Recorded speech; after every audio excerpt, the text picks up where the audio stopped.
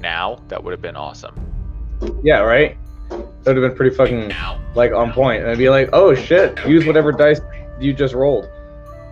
Seriously. What's going on, everybody? What's up, sugar? Text Alex. Dan has arrived with 47 Ds at the end. So you know, means business. Dan, why did we have blue dots on our characters? Concentration. Ah. They're still concentrating. What was I concentrating on? Dick. I do not recall.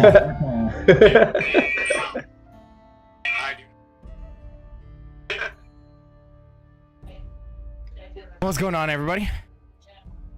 About to have a good time here. Little. What are you concentrating on? What am I always concentrating on? Oh, yeah. Okay. My 24-hour hex. It's spicy. You're a spicy hex boy. Ha! That was punny.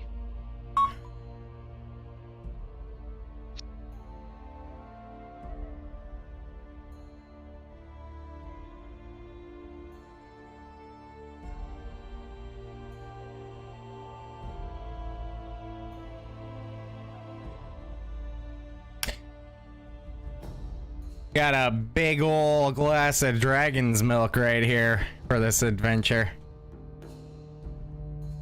Nice.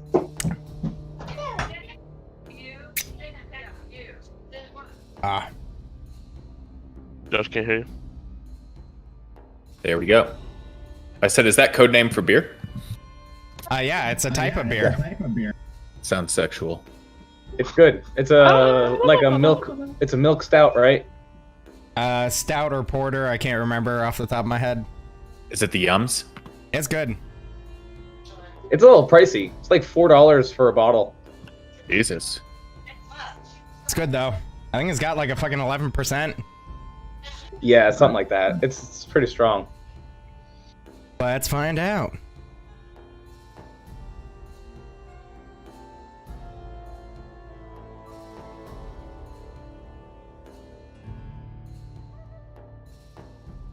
It's an aged stout.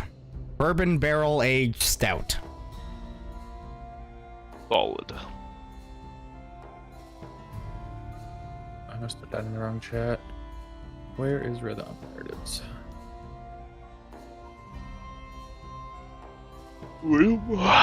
Yeah, it's 11%. All right. So, in our previous session, you guys continued to explore the third level of the Tomb of Annihilation, the Dungeon of Deception. After making your way down past the trap that claimed two of your group members' lives, made your way up to the second level, back down around, past that incredibly dangerous hallway. Made it through a somewhat challenging water puzzle. Recovered the two eyes, two crystal eyes. Not sure of their purpose up to this point. But you recovered two crystal eyes, a red, or a purple and a green crystal eye. As you continued to explore, you found a small tunnel, crawlway that was also trapped. And through some spell use and ingenuity, you overcame it and recovered a red eye from that trap, a red crystal eye. As you continued to explore, you conquered another puzzle with the shadow of Osalia drinking from a cauldron, revealing the fourth eye that you have recovered on this level, a red crystal eye. You then worked your way through the rest of that hallway up to Igen's tomb. I believe it was Igen. So let me make sure. Yep. Up to Igen's tomb. Overcame a puzzle in there. You received a Wand of Wonder. I believe. Who got Aijen's spirit? It flew Jeremy, right? Jeremy chose Yeah. it. Yep. Akeem received Aijen's spirit there, gaining a 23 dexterity score. Hot. But Hell yeah.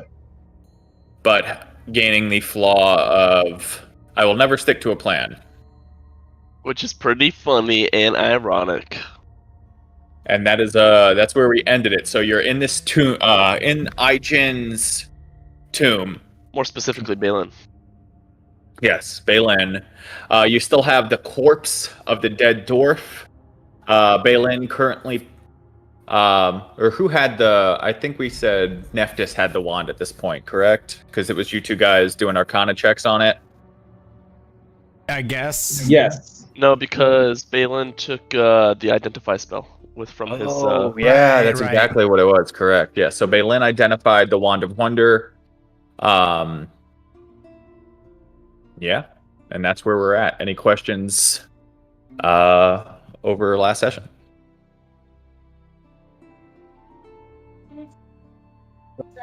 Negative. All right. Well, what are you guys doing?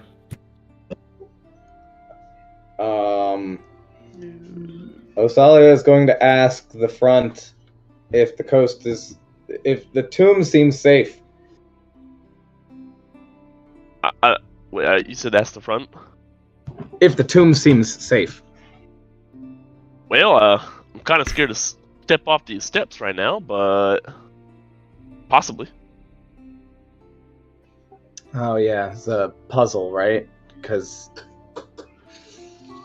Yes, sir. I guess there's no telling if that puzzle is still active or not after the whole like event thing happened. Josh, would I be able to see if it looks like it's been disabled or anything? Because, well, yeah. Make an investigation check. Boop, boop, and boop. Oh, nice. 20. 20. Hell yeah. I mean, it's kind of hard to tell because there's no visible Yeah. trap. There wasn't any visual pressure plates from the beginning. But you are able to, Osalia, and Nephthys would point this out also, is that when Nephthys made it to the pedestal, the medallion in the mount started to just slowly rotate, not stopping on any icon, and it continues to do that. It would appear that, for the time being, the trap is likely disabled. Osalia will enter the room, requesting everyone take a safe distance in case the trap is triggered again. I guess Balin will take the dodge action. Okay. So, I don't Ready, dodge? think I can dodge those. But... Nephthys is actually where Zarak is, but I just have him placed here to see the room. Okay. Oh, can I have Akeem's control? Yes. So I'm going to move him back out of the doorway. Why don't I have the controlled by? Determined by character settings, of course.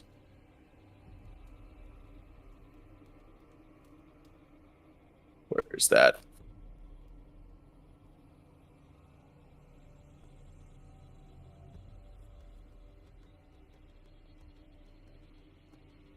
Where are my PCs? Up here. Akeem. That Why don't I have a controlled by option for him? Jeremy managed to break it. Okay, there we go. I got it figured out. You should be good to go. Okay. Cool. Yeah, I'm going to just move him back behind Nephthys. Or, back behind Nephthys. And she's going to go right here. Okay.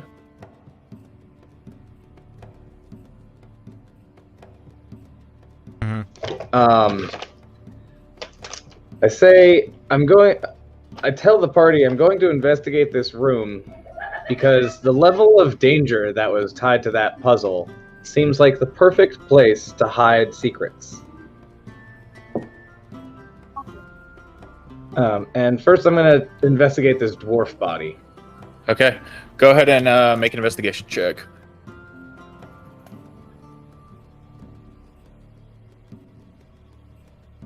And that's before I've moved off that first square. 23. Nice. Okay, so looking over the dwarf's body, it's just ate down to bone. Yeah, there's a little bit of flesh left, but not much, and you just have the chainmail that he was wearing draped onto the skeletal remains. The shield scattered to the side. There is a small pouch, and he's also has a yellow turban that has a green gemstone set into the front of it. So there's that. He has a hand axe, and as you continue to look, you opening up the pouch, you find a greater potion of healing, and you find 2 crystal eyeballs, a dark blue and a vibrant purple. Oh, wow. This guy was pretty ahead of himself.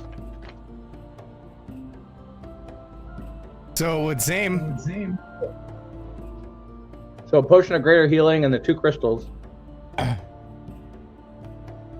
And looking at the turban that he was wearing, looks pretty valuable. I think you were actually concentrating on detect magic. Now that I think about it. You know what? I think so. Do I have that one? Let me see. Where's that? Yes, you do. Yep. Detect magic. Yeah, I was. Okay. You're not getting anything magical off of anything that he has, but I mean, taking a look, the Peridot, I believe, is the gemstone's name. Yeah. Peridot, very expensive. The gemstone by itself would probably fetch 500 gold. Fuck. That's spicy. And he additionally has a diamond in a small pouch just along his belt that was set off by its side, right next to like a component pouch that it looks like he had this set off just separately to the side. A pretty large diamond in there, also valued at 500 gold. All right then. I add that to my gem pouch.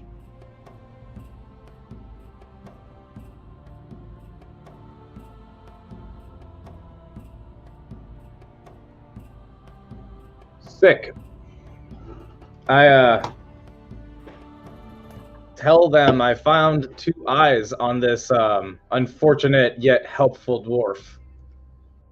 And I reach them back to Nephthys. I will grab them. Sorry. Also a potion of healing, which can be life or death, it seems, in this situation. Indeed. This man was quite rich. There's a diamond set. There's quite a valuable diamond in this sack right here. You said it was a component pouch? Yeah, it was like next to his component pouch. He had a component pouch, which if you would want to take anything from there, is your standard spellcaster's component pouch. And then to the side of it was like a small little, like, just a smaller pouch to the side, and in that was the 500 gold diamond. Yeah. So yeah, I let him. Oh, yeah? I let Nephthys know about the component pouch, the diamond, the turban's like hard to miss, right? Yeah. Just the bright yellow turban. Quite valuable. I believe this is large enough to fit over your horns. Well, we wouldn't want that, now would we? Yes, you're quite proud of your horns, aren't you? I am taking the risk, and I'm going to move towards this statue right there. Okay. Go ahead and just do another investigation check for the room. Okay. Does it seem safe right here? Like nothing has went off or anything. Nothing has gone off. Okay. I want to tell Nephthys that I believe it's safe to come in. Hi, Harvey. And bring the rest of our companions. Very well. And I will gesture to Akeem and Ellie Dove that it seems to be safe for now. Ellie Dove Akeem, looks like- back. Go ahead. Can you like give me help, like as if we're both investigating, and I have like advantage, or I roll for both of us, or something? Yeah, either one. Advantage or roll for both of you. Baylin's got a really high investigation. I will stay out and send Zarak in, Coward. and he will help Balin through. I'm doing a investigation with advantage. I don't know. Josh? Yes. One person with advantage or two people roll separately. Oh, okay. Well, I'm doing it. 15. Son of a Oh. bitch, Baylin. I wanted Akeem to help me. All right, whatever. All right. Investigating the room, you don't see much else from what you already have spotted. So you've got the purple fungus to the south, the sphinxes, the puzzle on the floor, solid gold barge on the pedestal there. But other than that, you're not seeing much. What's this divot over here? That's the backside of the jackal mouth that Nephthys had looked through. Oh, That Zarak could easily fit through, I assume. Since he's Yeah, tiny. If he's tiny, yes, he could fit through it.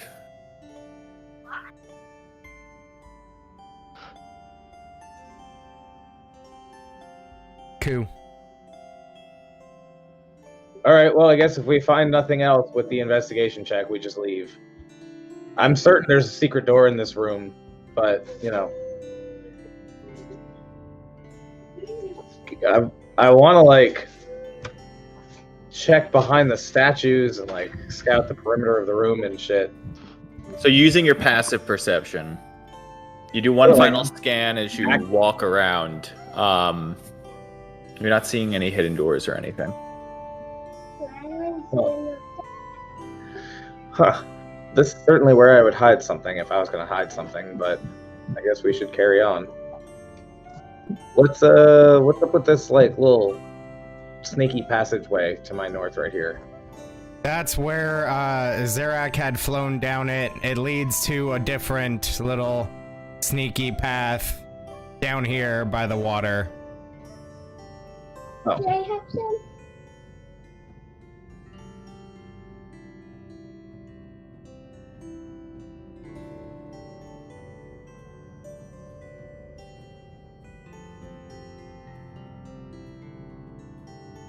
Huh. Okay, well, it would appear there's nothing else in this room. And the room down there only has a closet. Shall we proceed? A closet and a tomb. Well, the closet from which Osalia's shadow came. Oh yeah. Mm-hmm. I see. Yeah, I guess we'll leave. What's through this skinny tunnel? Is that the one? That's the one. Okay, okay.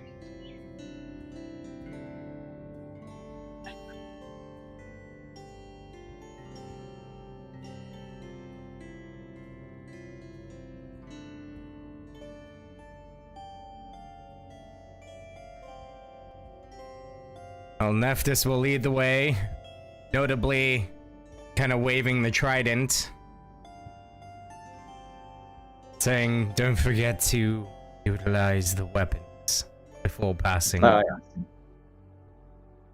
Yes, yes. I do the thing All right. with the weapon.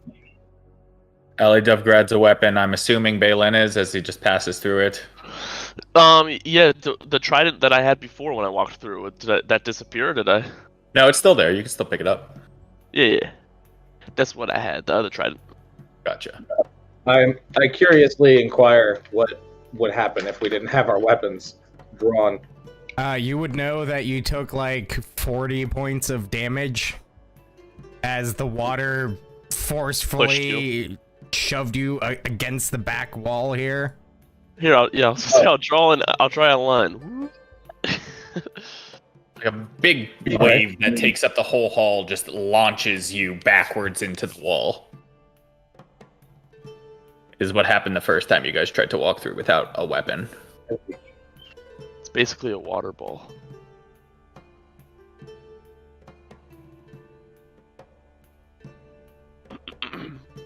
So, we go. I will mention that there is another small tunnel here. Shall I send Zerak? I genuinely don't remember if I looked down this tunnel or not. I mean, no one went into it from my memory. I don't remember if you, inspected it. Yeah, it seems to have been working. Alright. I'm gonna go ahead and slap a little 10 stealth on Zerak. Okay, doing his best. Flies off your shoulder. Starts to head down the tunnel. Heads down about 20 feet or so. Tunnel takes a sharp right turn. Alright. You just kind of stop there, take a look. Seeing that it appears to be a chamber that widens up. Yeah, it's a small chamber that he can see into. It appears to be 10 by 10. Make a perception check. Okay.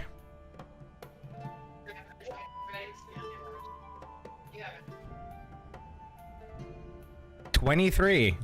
Nice. Crit. Looking into it, it's a little different. Examining it, taking a decent look. Right, so it's 10 by 10, similar stone. Only in here, you notice there's dust all along the floors. It looks like someone hasn't been through here in a long time. And then it goes about another 5 feet before curving to the west. Okay. He will, get to right about there. Kind of just peek around. And then dart across. Okay. Yep, so curves pretty much immediately. Carefully around the corner. All right. And as he looks around the corner now, go ahead and make another perception check. And are you seeing through Zerak here? Yes. Okay, just making sure. 15. 15, all right. So looking into here, Zerak sees two balconies that face each other over a vast pit. Between the balconies hover 5 wooden platforms. Each one a disc 10 feet across. The floors of the pit and the ceiling of this chamber are lined in large spikes. On the east balcony, so the one closest to you, stands a rough-hewn, 15-foot tall statue of a hulking fiend with furled wings and its fists clenched. Set into the wall on the west balcony is a rusty lever that's in the up position. Make an Arcana check to see if you can recognize this statue. I'd say Arcana. Arcana or History, it's up to you. Since I'm looking through it, I would use Nephthys for this, yeah? Yeah. 18? 18.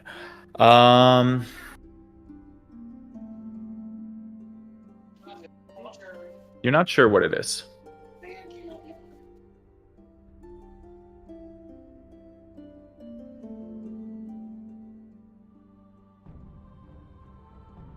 Definitely fiendish. Okay. Would I at least be able to identify if it's like abyssal or hellish in nature? 1 second.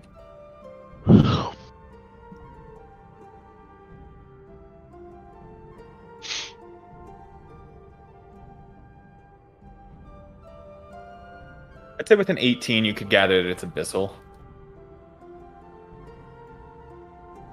Got the I know those horny kind of features that abyssal creatures would have. Right. Almost like a scaly sort of complexion to it. Yeah. And just that like devilish almost kind of face to it with like these large canine teeth. And I thank you for it every day. All right. I will communicate. Obviously, I'm communicating all the things that I see to my party, even though I can't hear what they're saying to me, but I can talk to them.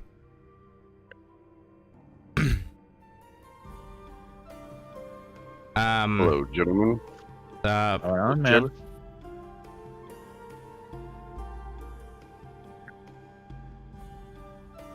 Hang on, I'm just writing this down real quick.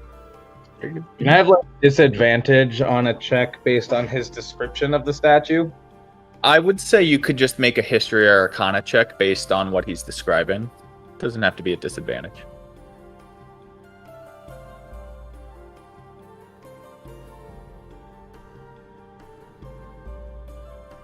$26. As he describes it, it starts to ring a bell a little bit. You're like, I know what he's talking about. And then it clicks for a second. He's describing a Nicolith. Ooh, spicy. So we just went back and started picking up the little gems. I mean, what you would know about pretty fearsome abyssal creatures, right? They're known really for like going into battle with their like lumbering battle axes or great axes. Pretty fearsome enemies. Although the statue is not depicted with a great axe. I explained that it's actually the Yugloth race fiend. They are not native to the Abyss or the Nine Hells, and they tend to play both sides. They're very cunning, very devilish, but they're not devils. That one's not one to fuck with either. I was just telling, like, Akeem and Balin, like, yeah, it's a fucking super dangerous lower plains badass. Good things it's just a statue. Ha ha ha ha ha. So Zarak will kind of, in order to get this description, I guess he kind of flew around it, inspecting it, I'd say he's looking at it. Yeah, for sure. Nothing has changed. You do notice as you fly out, though, the same fungus that has been here everywhere else on this level is there, and the eyeballs, as soon as he flies out of it, just open up and are just watching. Okay. I want to say I'm sending him across the way. He's obviously flying, not landing on anything. Okay. As soon as I get here, I would notice this little tunnel. Yep, and there's it's a staircase that descends up into a wall. It ascends, 10 feet upwards, and then there's a wall. Does he And more- also notice the other lever? Yeah, there's one lever. The lever is on the west wall. Oh, it was only on that side. Yeah. Gotcha. Yeah. Okay, so I will be describing this whole situation. And I will say I'm going to inspect the tunnel. I'll fly in here.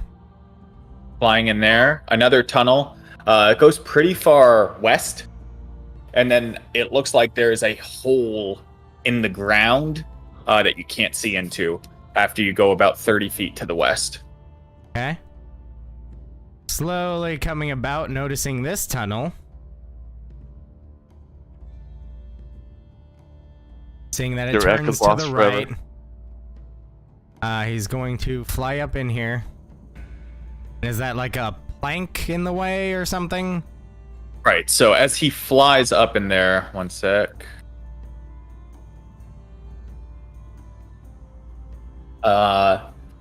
You face. Sorry, looking at the wrong. Yeah. So it's just a straight sheet of iron that bisects this crawlway. The sheet of iron itself is etched with a snarling minotaur. Okay. But its eyes have been cut out. So you could see through it if you tried and got close enough. Yeah, I'm gonna hold off on that for now. He's gonna come out here and slowly gonna get to about right there and see if he can make out anything additional. Can't see anything additional. I mean, it's a straight down hole. You're about 10 feet away. You can't really see into the hole. All right, he will be right there and look down. Okay. 1 second. Once again, Jokers. narrating all this to the party. Right. So the room that you look into is drum shaped, or a cylinder almost, and it looks like it's sort of laying on its side, with the south end tapering toward a small stone door. And all along the walls are carvings of demons. And inside the eyes of the demons are literal flickering flames. Would I be able to, seeing through Zarak, be able to kind of piece together that this might be that room that Tomb Guardian was looking over? This is exactly what it is. Okay.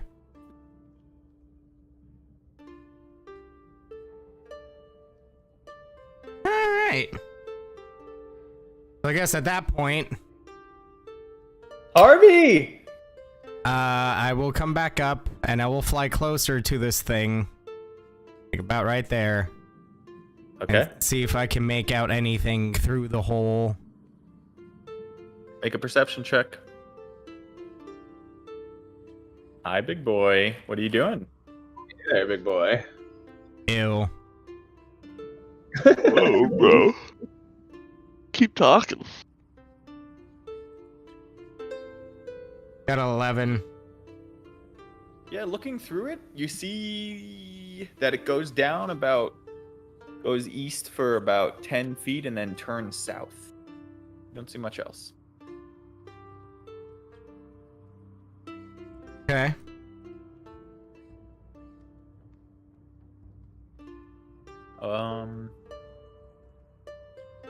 Oh wait, just kidding. And as you were looking through it, sorry, I was looking at the wrong DC. What's wrong, Harv? You're gonna go upstairs? Yeah. Be careful, you better crawl up those stairs. I don't want to see you walking up them. He thinks he's Looking through people. it, you do notice that on the other side of the wall, and on your side as you're examining it, you do notice small latches that look like they could be easily undone, and that this metal slat could be raised into the ceiling. Okay. RB. Yeah. Okay. So I'm going to tell Zarak to stay put for a moment until he receives further command telepathically, right? Go upstairs then, Harvey. And then I'm gonna come out and describe the situation to the party, which I have been this whole time. What course of action should I take? I could attempt to proceed through the latch. I could activate the lever. Or I could see what's at the wall, at top of the stairs. I tell Nephthys that because he couldn't hear himself, he started shouting when he was speaking, and but then he tried to overcorrect, and it was too quiet, Bye. whispering. Nephthys slaps Asalia. I mean, that was a lot of information from scouting. The only issue is, unless we're squeezing through there, we're still gonna have to find our way around.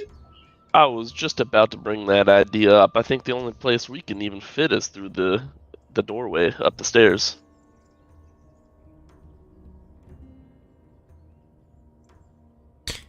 Indeed. Also, the next clue on the third floor is write the gods, and I don't know, demons go along with gods. That room with the demons interests me as well. Indeed. No, not. I don't believe that Nikoloth statue has anything to do with that phrase. I meant the glowing eyes demon on the wall. That is in a different room. Are you talking to me or Eddie? No, it's a different. The one with the burning eyes. That's the room with the cylinder in it. That's below the level. And I'm saying that room interests me because it has to do with the next kind of tip, I guess, that this tomb seems to be giving us. And it does descend downward, and we are trying to get down to the 4th floor, correct? So that may be a proper lead. You might be on something there. We haven't found the skeleton key on the 3rd floor yet, but wait, we haven't, right? No. We have the triangle key. And we have a square key, I believe, right? You guys have 2 keys. You have not gotten a 3rd one. Yeah. Look up at the ceiling and expect to see a skeleton cling to the ceiling like a spider.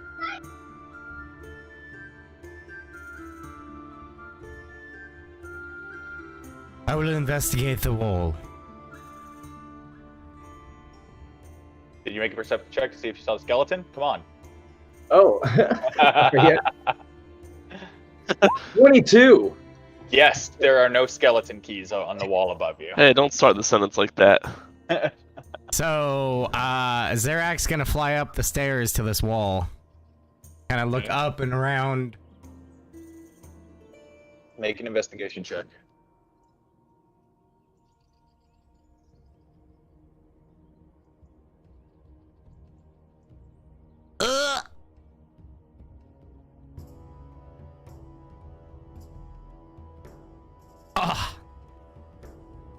That means I rolled a 5. Minus 4 is 1. That's a wall.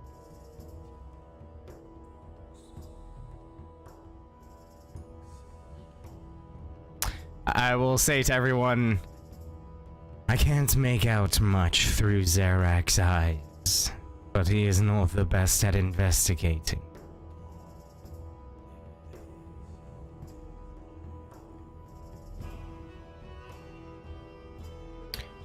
And I'm gonna tell him to come back to me.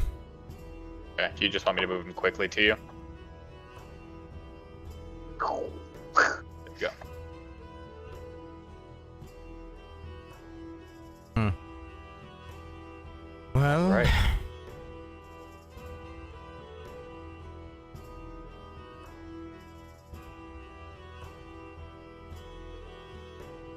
do we go down this tunnel to that room, or do we seek for an alternative route there?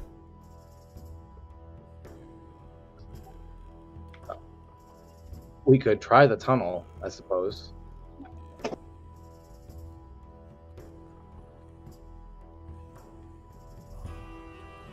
As long as it doesn't get any tighter, then we should be fine. It That's what he maintains said. this width. Although, if you recall, there is a room about halfway through. Floor is covered in dust. Okay. Let's see.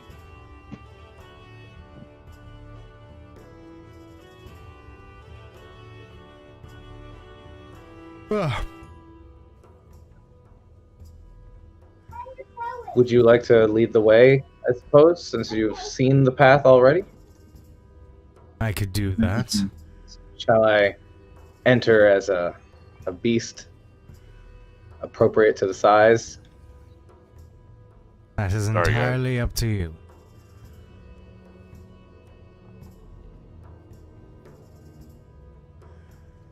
Nephthys will have Zerak take up the back. And Nephthys will kind of lead the way. Alright. Okay. I'm gonna wild shape into a Velociraptor. Quickly meld your shape. You are now a raptor. Right behind. Since I'm small, I'll stand in front of Nephthys since I'm not like impeded by movement or anything. Okay. So there's a little small, like bird-like raptor in front of you, and I'm gonna stealth in front, so I don't make as much noise moving. I'll check. Nephthys will actually Yeah, also alright. stealth. They have a 5 to their stealth. So 16 total. Oh no, that was Nephthys's. I got an 8. Ha! Ellie Dove is stealthing also. I got a 12. She has a I didn't 20. even try it, and I got a 28. You Jesus. see it. Uh, Well, I guess a small turkey-sized dinosaur isn't very quiet. It's unfortunately you're kind of scraping up the walls a little bit. You haven't used this form a ton lately, so it just kind of throws you off balance a little bit as you're moving through. You're not used to your own body. I'm gonna move 10 more feet forward and enter the open room. Okay. Yeah, you come into the 10 by 10 room. Very dusty in here. It looks like no one's gone through this room in quite some time. What's in this room? Nothing. Why is my token like going one side or the other? The tunnel isn't wide enough that like Oh, locks okay. one square or if the you other. hold Alt while you move your token, you can move it free of the gridlock. Oh, there you go. Oh, okay. Thank you. There's nothing in this room at all. Can I do like a perception check on the room? Absolutely.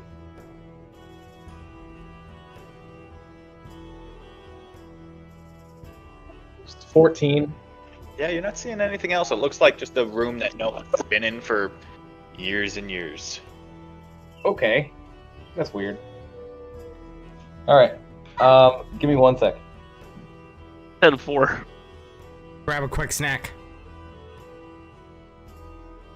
Hey, so real quick, I'm assuming we were coming down here to investigate for the other gyms.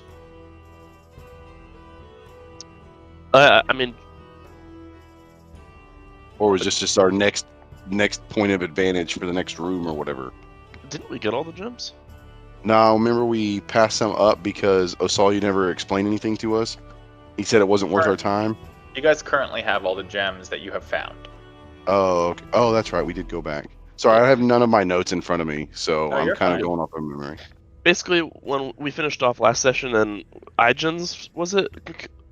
Yep. I got Yeah. taken. I got taken. Yeah. Oh, shit. So we just I finished gotta- up in there, just kind of looked around, and we walked back through the waterfall, and then Dan sent Zerak to go investigate, and we're kind of going that direction that he investigated.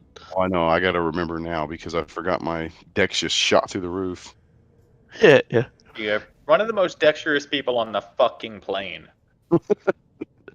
But you only have a +6 instead of, I got And +5 I'm gonna at the fuck you. I'm gonna fuck your guys' plan over, just so you know. Yeah. Awesome. Dude, now when Josh says you can roll acrobatics or athletics, you can roll acrobatics. I guess you're not Fintar anymore, so it's not as funny, but still. All right, what are you guys doing? I mean, I'm gonna keep moving. I guess everybody can come into the room as I enter the tunnel. Yeah. I'm gonna pop right here. And I kind of peer around this corner here, and I see some shit developing. So you see the statue that Nephthys had described to the Nicolith with some fungus growing around in the balcony, right? With the golden. This thing? Yep, that's the statue.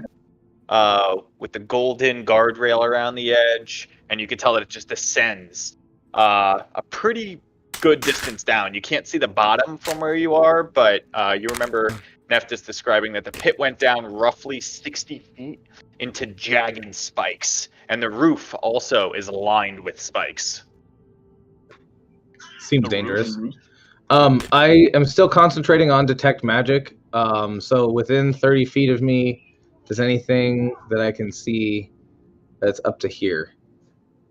Giving off any kind of magic? The entire room is magical.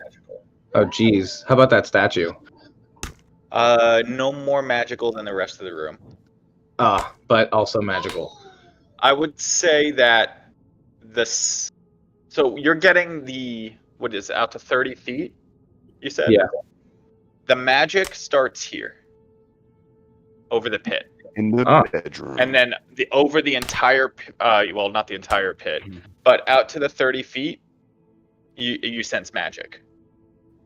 But anything coming directly from the statue as well? Nothing coming from the statue. I see. Okay. 1 second. Actually, hold on. 1 second.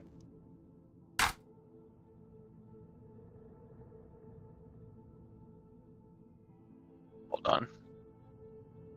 Yeah, okay. Holding. So, sorry. The statue, you're getting a very light arcane aura coming from the statue. It's fist. You're getting magical aura from its fist. Abjuration. Ooh, neat. What kind of magic is the pit? I'm sorry? Also abjuration? The pit would be closer to... Give me 1 sec. Yeah, you should have this ready. Probably. Yeah, well, it doesn't tell you exactly. The pit is a much, much, much stronger magical aura. No, it tells you the school of magic associated to the type of magic. Oh, right. No, but I was saying the book doesn't outline it. The school of magic in the book just says you gonna die.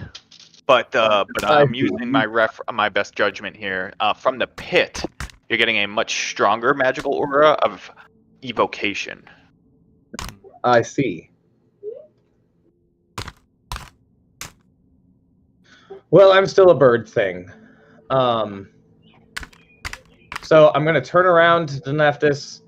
I'm going to put my little wings out and just like tell him to stop.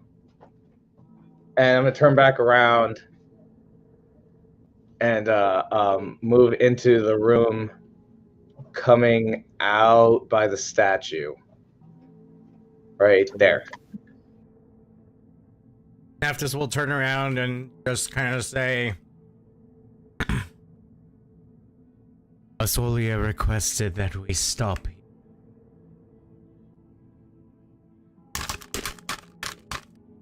Okay, so you move up to there. Eyeballs immediately just pop open. Just like the wet popping sound as they just emerge from the fungus. They seem non-threatening though, like they're just watching us. They're just watching.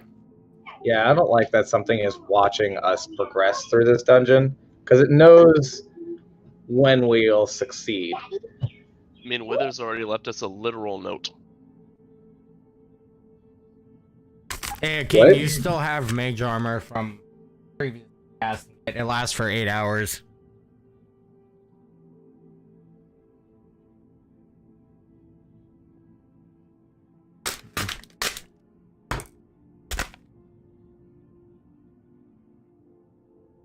What did Balin say? I'm sorry. I wasn't hearing him because my son was talking to my face. Don't yell at your son like that, you bad Yell father. at him. Yell at him. When you said knows you I'm don't like trying. people, when you said you don't like people watching us in our progression, I said Withers left us a literal note that like basically made it seem like he knew exactly everything we had ever done in here. Yeah.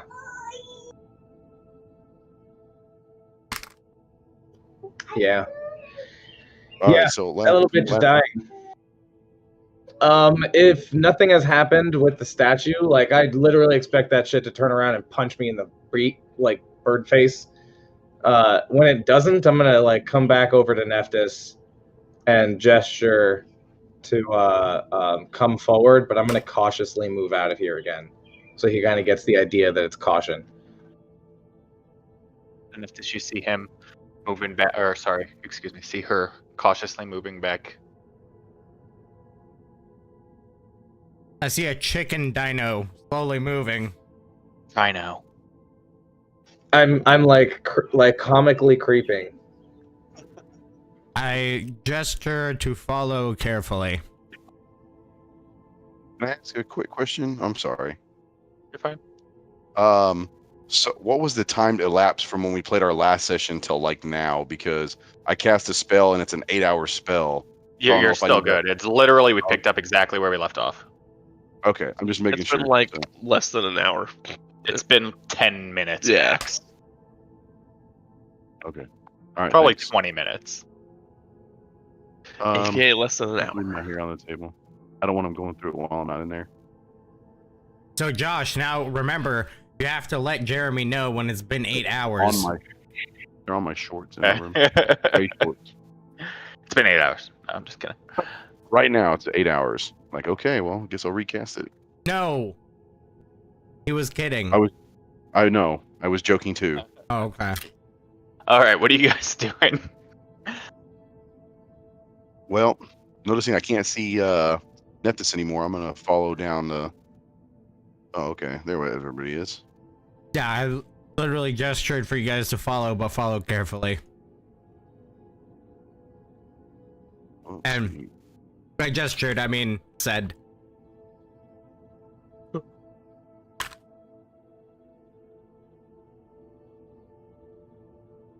I know you already explained, but can you explain what we're like kind of staring at right Yeah, I'll explain it again, because it is a fairly complicated room. Okay, now? Are so we like there's on a two, balcony yeah, peering there's down? two balconies, Okay. one to the east and one to the west. Each one faces over a vast pit. Between the balconies are hovering five wooden platforms. Each one is a 10-foot disc. A single torch burns above each balcony. On the east balcony, the one you're currently on, is a 15-foot tall statue of a Nicolith that you guys have identified. Set into the west wall of the west balcony is a rusty lever in the up position. And the floors, the pit descends 60 feet into spikes, and the ceiling goes up about 20 feet into spikes. I would say 30 feet. Stalagmites. No, these are iron, metal, jagged spikes that just line the entire ceiling, and each spike is roughly a foot long. And these things, what were these? Those are hovering wooden platforms. All right, I'm coming out of my Velociraptor form. Wild shapes, whatever. By hovering, do you mean literally in midair, or? Literally in midair. I want to address the party. I tell them I know nothing of the statue, although there is magical aura coming from the fists of the statue. Use caution, of course. I might catch those hands. Get it. The entire span of the room.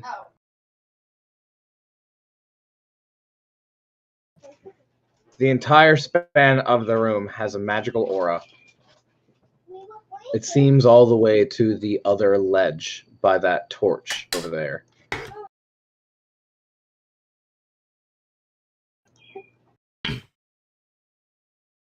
Kind of magic is it? Based on my knowledge of magic itself, I've ruled out that it is not likely to be a silence area. I assumed by the floating platforms that the area has a forceful gravitational pull that may send us up or down into the spikes. Though I'm not sensing any sort of levitation magic as well. The magic seems to come from almost like an evocation type school. Hmm.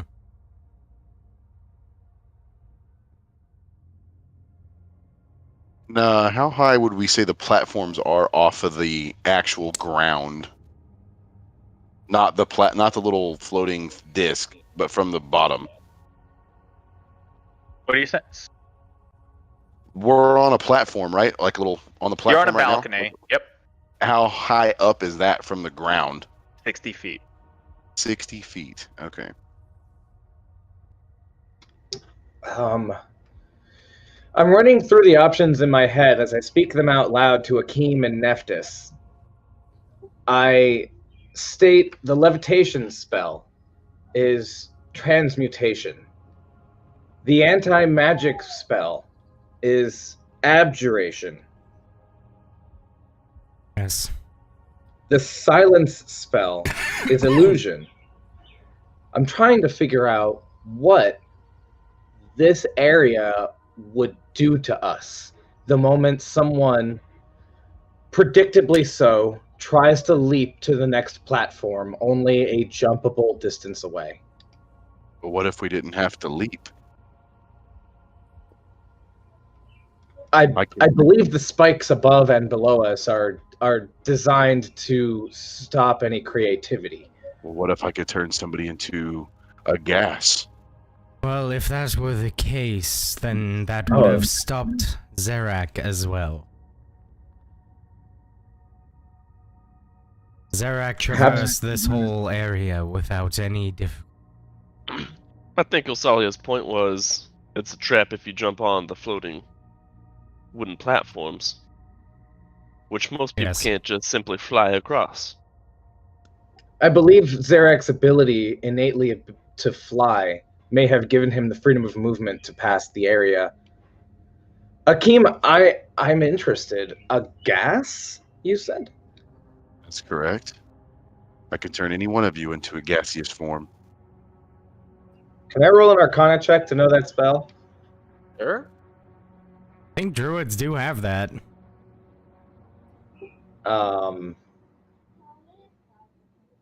What is that? It's not Windwalk.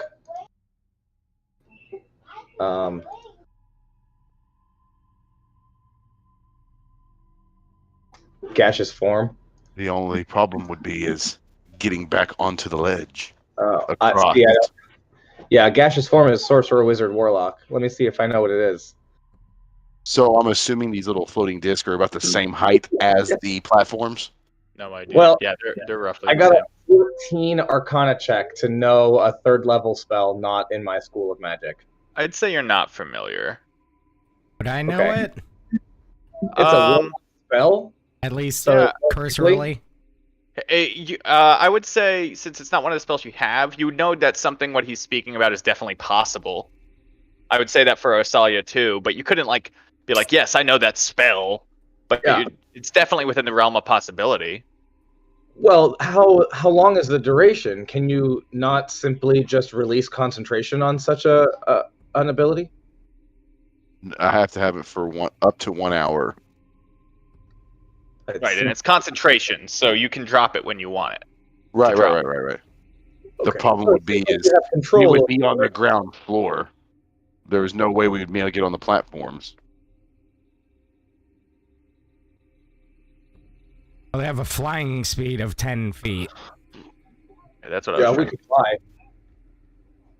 I don't know how high up it would. Essentially, I'm assuming it would just kind of like creep over the ledge and then go down to the bottom. They have a fly. You control yourself. Speed. It says you You have a- only have a flying speed of 10 feet, which means you just fly along at 10 feet wherever you want. Yeah. You kind of just mosey, but you can control where you're going. How many people can you affect with such a spell? One, you It's just transform one. into It's a up to a creature. touch.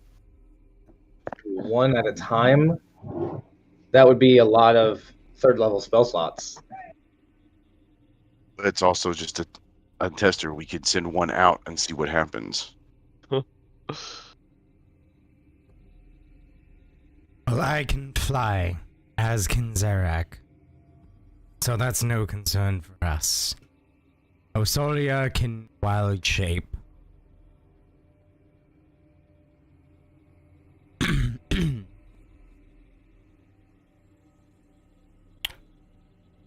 We trying to accomplish anything on these platforms? Or are we just trying to get across? No, I believe we were simply trying to get across. That being said, what I know of the Evocation School of Magic, it's manipulating or tapping into energy that is unseen. Neptus, you got any more of those rocks? I certainly do. Maybe we try throwing one or two of them on one of the platforms. I feel that may be ill-advised. What if we try putting pressure on the platform with like a mage hand or something? That is attempting to spring a trap that does not necessarily need to be sprung. Is the stairs clear and open? Yeah, Which they stairs just were lead left to side? a wall. I asked Nephthys if he sees the small hole on the northwest end of the hallway. Yes, that's where Zerak got sent, where he went up the thing and saw the small hallway with the hole in the ground into the chamber with the devil faces, and the other small tube with the metal plate in the middle that's like a minotaur's face. Oh, all right then. We could also just try pulling the lever at the end, have Neptus or Zerak fly over, maybe use Mage Hand, something like that. I point to the Nikoloth statue and question whether that's safe or wise. Agreed. I'm not sure what that lever does, and I'm still very weary about this great fiend standing next to us, stone or not stone. With Oh, magic it certainly from certainly its can't. fists. It certainly can't follow us into that tiny little hallway over there, back behind us. Assuming we all wouldn't be able to fit on one platform at a time, right? You couldn't end your turn there. Well, I will test it, I suppose. I can just move the platform. What makes you think you can move it? Well, with telekinesis, of course. Duh. What if Duh. the platform doesn't want to be moved? It's It's kind of certainly an hovering in midair.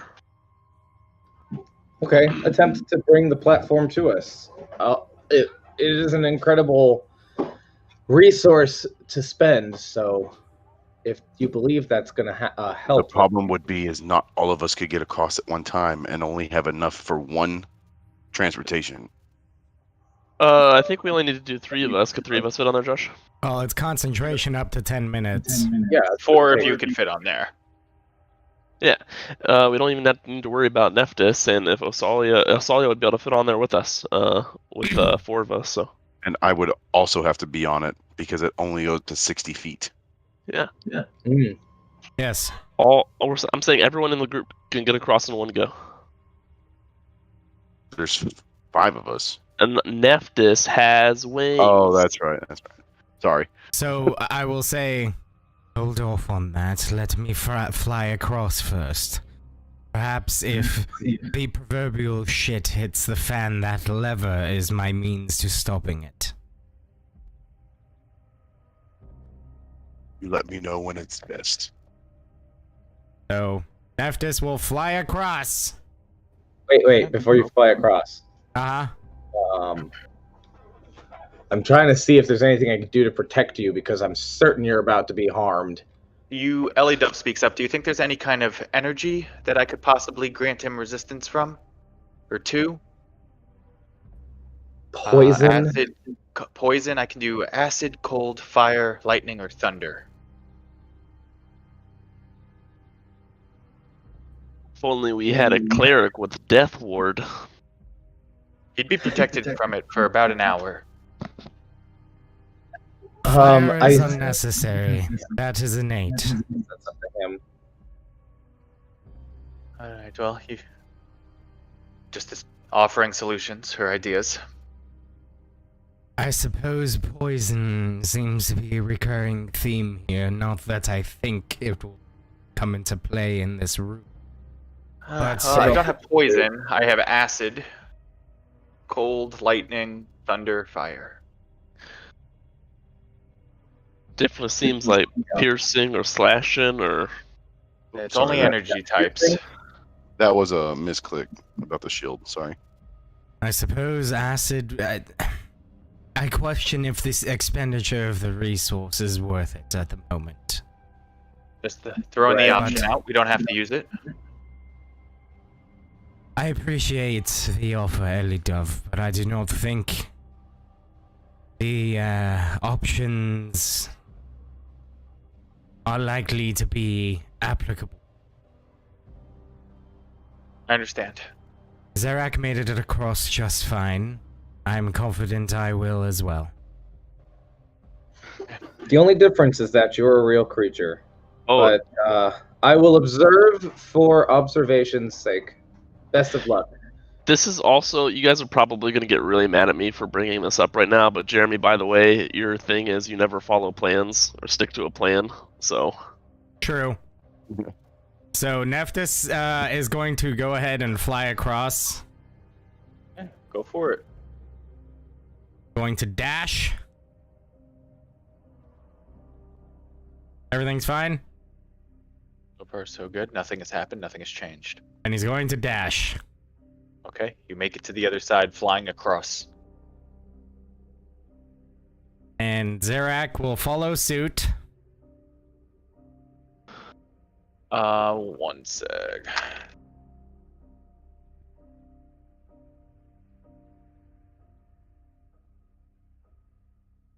One sec.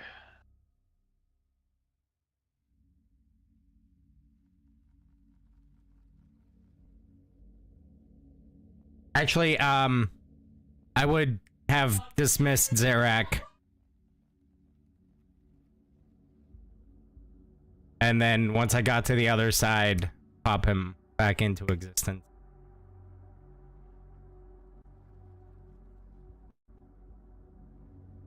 Oh, yeah. Nothing has changed. Okay. As I see him fly across, I actually cast Mage Hand to put pressure on the first platform. Okay, you push pressure onto it. Nothing happens. I would say what Mage Hand is 5 pounds. 5 or 10. Yeah, just enough to like see if it triggered anything. So when you put the pressure on it, you notice that the platform itself, even with those 5 pounds, very unstable. It is 10 pounds, by the way, but. Okay, 10 pounds. The platform wobbles. Even with those 10 pounds of pressure, very wobbly. That makes things spicy. I don't notice it like moving up or nothing, just very unstable. Move up or down, nothing changes, but the platform itself is, even with those 10 pounds of pressure. Right.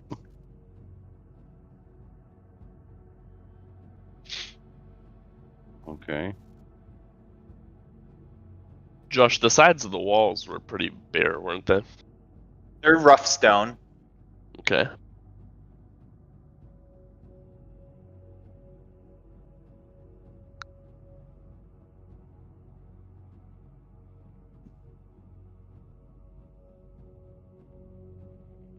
Also, because I'm curious before wasting, I'm going to cast Gust on the platform to see if the thing can even move. All right, go ahead and link it for me. I want to see how much pressure it exerts. This would be fun if you cast One Gaseous medium or Form smaller first. creature that you choose must succeed.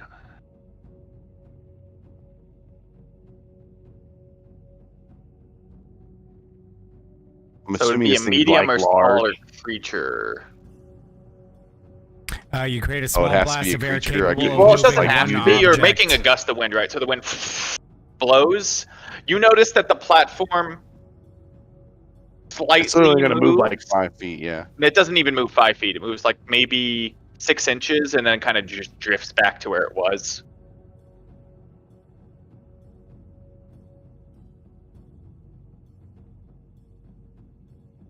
Nephthys in his mind thinks quantum locking.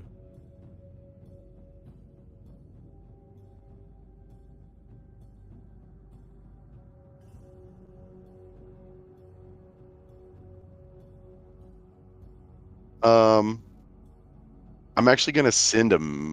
Wait, how far is that? Message, 150 feet. That's 120. I was just seeing how far he was. Okay. I'm gonna send a message to Nephthys asking if there's anything he notices or preferred us to do, or just kind of get a quick like, "Hey, what do you think?" back to us now that he's over there. You can respond to this message. You got mail. That's all I respond with. I'm kidding. Yeah, just. No, I'm literally hushing you through the message as a response. Like, shut the fuck No, up. I'm kidding. Would I have noticed that would I have noticed him messing with it? Yeah, Would you noticed have? the gust of wind for sure. Is Eliduff supposed to have the animated shield? When did the fuck? Did Yeah. that Yeah. Jesus Christ. She has the animated I thought- shield. She's supposed to activate in combat, so Yeah, she I can. thought Osalia had the animated shield. No, I have turtle shield, so that Eliduff can have an That's animated right. shield and use a two-handed bow. Hey, Nephthys. Eliduff's armor class is fucking 19. It's just like Okay. a gust of. It's like a gust of wind in his ear, and he's like, "God damn, that stinks." Yeah, there was a. Dude, that'd just be Agreed. so cool. Like some fucking archers just shooting, and then some assassin thinks they got her in the back, and the shield just whoop, fucking zips around and catches like the fucking dart or Yes. whatever. That's awesome. For sure, So- the animated shield has good flavor. Such a cool Go ahead. shield. Nephthys would respond, "Oh, without question, do whatever you can to stabilize the platform. Unfortunately, I do not have any means of doing so." I mean, you could fly next to it and try to hold it in place. Not that I heard any of that. Well, I would have told the party that he's saying stabilize the platform. I'm assuming it's just a quick response, nothing like too in depth. Oh, That we depends need to on do the whatever we need to. depends on the phrasing of message, I suppose.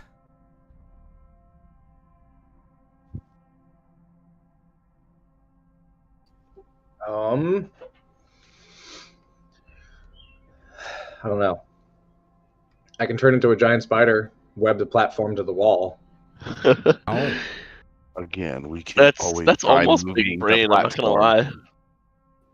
Yeah, You 'cause could I have create a spider fucking climb. safety net for us, practically, couldn't you?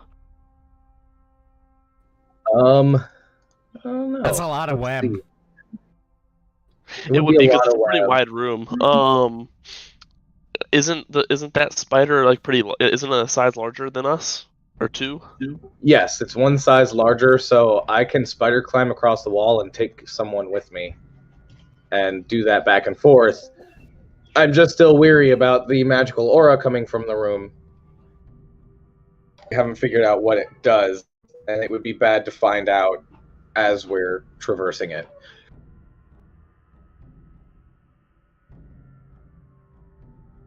That being said, I'm just going to go ahead and cast telekinesis Okay. on the platform. All right, so you watch as Akeem quickly grabs his arcane focus, which I believe you have as a wand, right? And focus for a second as this light shimmer comes off of his arm down to the wand, and he reaches his hand out towards it, and you focus onto the platform, and you have control over it. What are you trying to do? I'm gonna bring it as fast as it can move back to the here and just tell everybody to get on. So you move. I can't actually move it on the map, but That's fine. pull the platform over against the side, and you're focusing, and you guys watch as the nearest platform drifts over and clunk, almost like a boat against the side of the balcony. I just yell quickly. We only have a few minutes. I'm gonna hop on the sucker. Do me a favor. So it says you cannot manipulate smaller objects. I'd say make a Roll a d20, add your spellcasting modifier. To see how much you're able to stabilize the platform. Telekinesis is an object that weighs up to 1,000 pounds. Right, absolutely. And it goes on and it talks about if an object is blah, blah, blah, blah, if you succeed, you pull object, blah, blah, blah, blah. You can exert fine control on objects such as manipulating a simple tool, opening a door or container. So this would be like that fine control category. Oh, sorry, hold on. Couldn't he also just technically lift a person and then just send them across the room and then switch people? Yeah, but I only got 16 minutes. But I can only do it for 60 feet, so... Oh, sorry, yeah. There you go. 15? Okay, so that just affects what the DC is going to be as you guys try to get onto it. So are you hopping on, you said? Yeah, I'm gonna be the first one to hop on so they can maybe try to trust me. All right, you hop on and it starts to wobble. As you hop on, you're doing your best to steady it. Make a dexterity saving throw to stop from tumbling off the side. I'd say you're helping, definitely with a 15. You're helping it be easier for sure. Oh, 23, no problem. You're able to just rock yourself back, and you actually kind of slow with a 23 the wobbling down using the shifting of your weight, and it stops bobbling. And you just are standing there, easy, platforms unmoving, ready for the next person.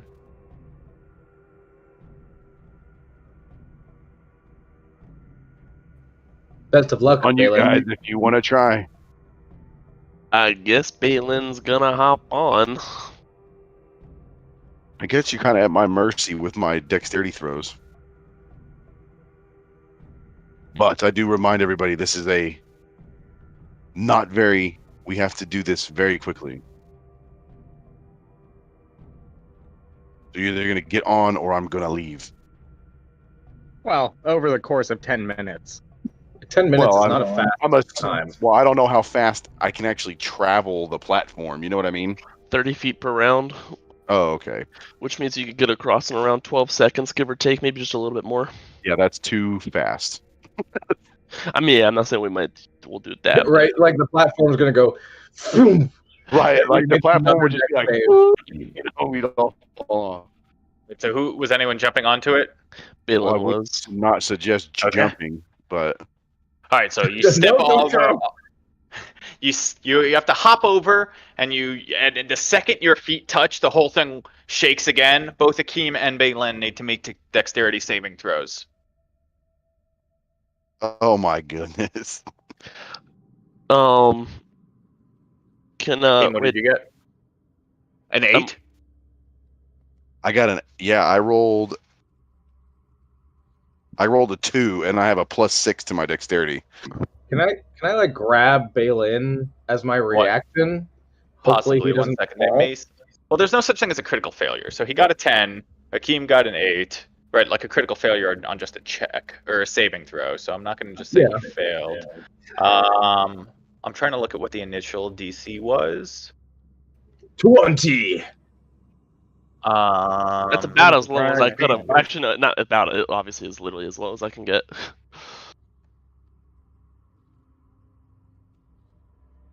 would assume that he would have like a little bit of help if he's just holding on to the railing and then putting his feet on.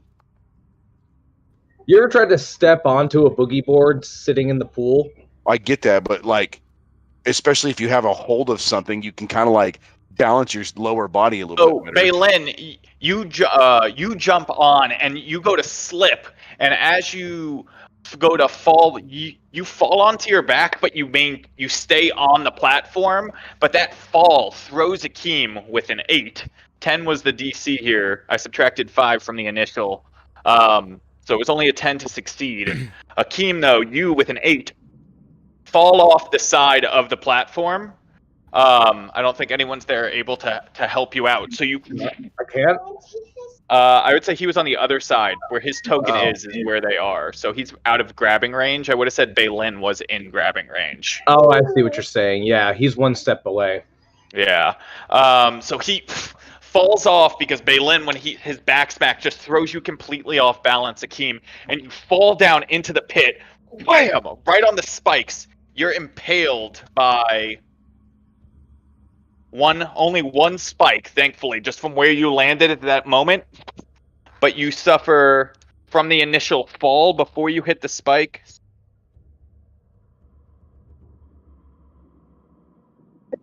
$16 points of bludgeoning damage from the initial stop, and an additional 7 points of piercing damage from the spike. That puts me. And I in, need you. Hold And on a I need second. you to make a concentration check on your telekinesis. Oh shit. Yep.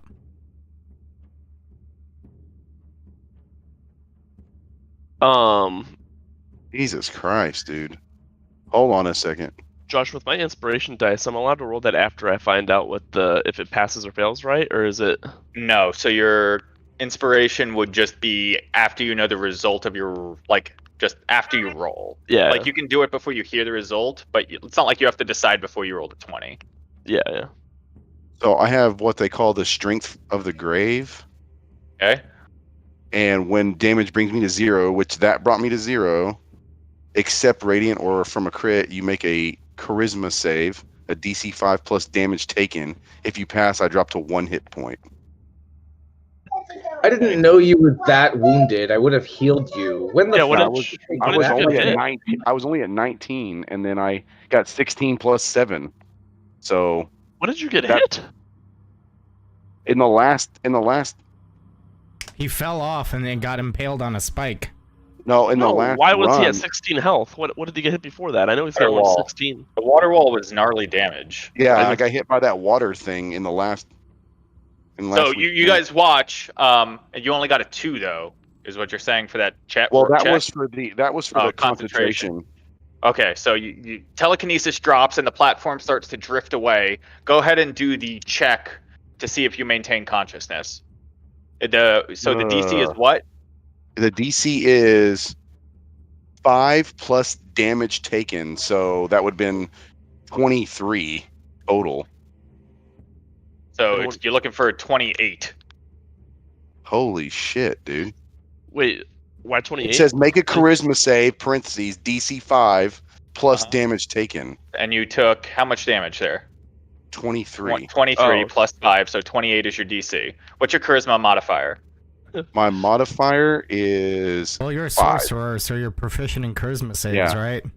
Is it a save or a check? It says a charisma. It says charisma save. Okay, so what's your charisma save? Is it 8 or more? or more? It should just be 5 plus proficiency at best. So My charisma is plus 9 saving throw. So you need a 19 or better, Yeah, 19 or better. Holy right? shit. Well, you said 28, right? So 19 Yeah. or better. that was close, man. Do you have any inspiration? No. Okay, so you guys watch as a keep falls down and is impaled by the spike, and now just unconscious, bleeding out in the pit below. 6 seconds. What are you guys doing? Wild shaping into a spider, Okay. and I am. Oh, I'm sorry. Action. Fucking, I don't have fucking healing word. That's stupid. Who brings healing word? I wild shape into a spider, and then I use my action to shoot a web onto Akeem. He can't make the save because he's fucking unconscious. So you're restrained with a web, All right. and I'm And, gonna climb down. It's 60 feet. It's gonna take me 2 rounds to get to him. Ellie Dove looks at you and says, "Bring me with you. I can heal him." She is welcome to jump on. Okay, so she jumps onto your back. You climb down the side. I'd say it would be you. That was your action. So Akeem, make a Yeah. death saving throw, because it's a pretty decent distance. You wouldn't be able to just get to him, especially 60 feet down, and you're climbing, and you used an Right. action. Yeah, I have So- spider so- climbing, so I'm not impeded, but it is a full 2 turns to get to him. So Right. it's just a roll 20, just a 20? Yeah, Or just death roll a save? d20. That's it. Yeah, Nephthys is fully tapped on everything he could possibly do. Ah, dang, dude. So that's one failure. But after that failure, you do get to them, Osalia, and as you get to him, and as you get to his side, Elidov quickly reaches out and casts Cure Wounds on you at 3rd level. I'm pulling him up with the webbing. I'm kind of like, kind of cradling him as I will climb with 4 legs back up. All right, so you're cradling him, carrying him back up, and as that's happening, Elitov grabs onto his some exposed skin and concentrates, and you watch as some of the wounds close up on him. You come back to consciousness, Akeem. You have 15 hit points. Jesus. I'm gonna just start climbing like this way. Okay. Yeah, no, I get definitely onto makes the sense to wall. me. You know, I get onto the wall, and then up 10 feet or so, and then I'm gonna go that way. So Yeah. 10 feet to here, basically. Okay, and are you just trying to get to the balcony? Yeah, we're just gonna scurry across. Right, and so you make it across, carrying him. It takes you a little bit of time, but there's no skill checks because you have spider climb. So you make it across. Ellie Dove with you. Akeem barely hanging on with you as well. I drop off Akeem and Ellie Dove, and I'm gonna go back across to here, and I'm gonna literally just come back onto the platform and like kind of look at the space like right in front of me, like just get off. Balin will get up off of his back and then try to jump over. Okay. As you go to jump, now no one here is supporting the platform. Akeem, the telekinesis is gone. So as you jump, make a dexterity saving throw to make sure you don't completely lose your footing falling in. You're looking for a 15 or better. 23. 23, nice. So yeah, no problem. You push. You're expecting the platform, especially after seeing how it reacts the first time, and just launch yourself off and land safely on the other side. So, yeah, you could just, I didn't get my web back this turn.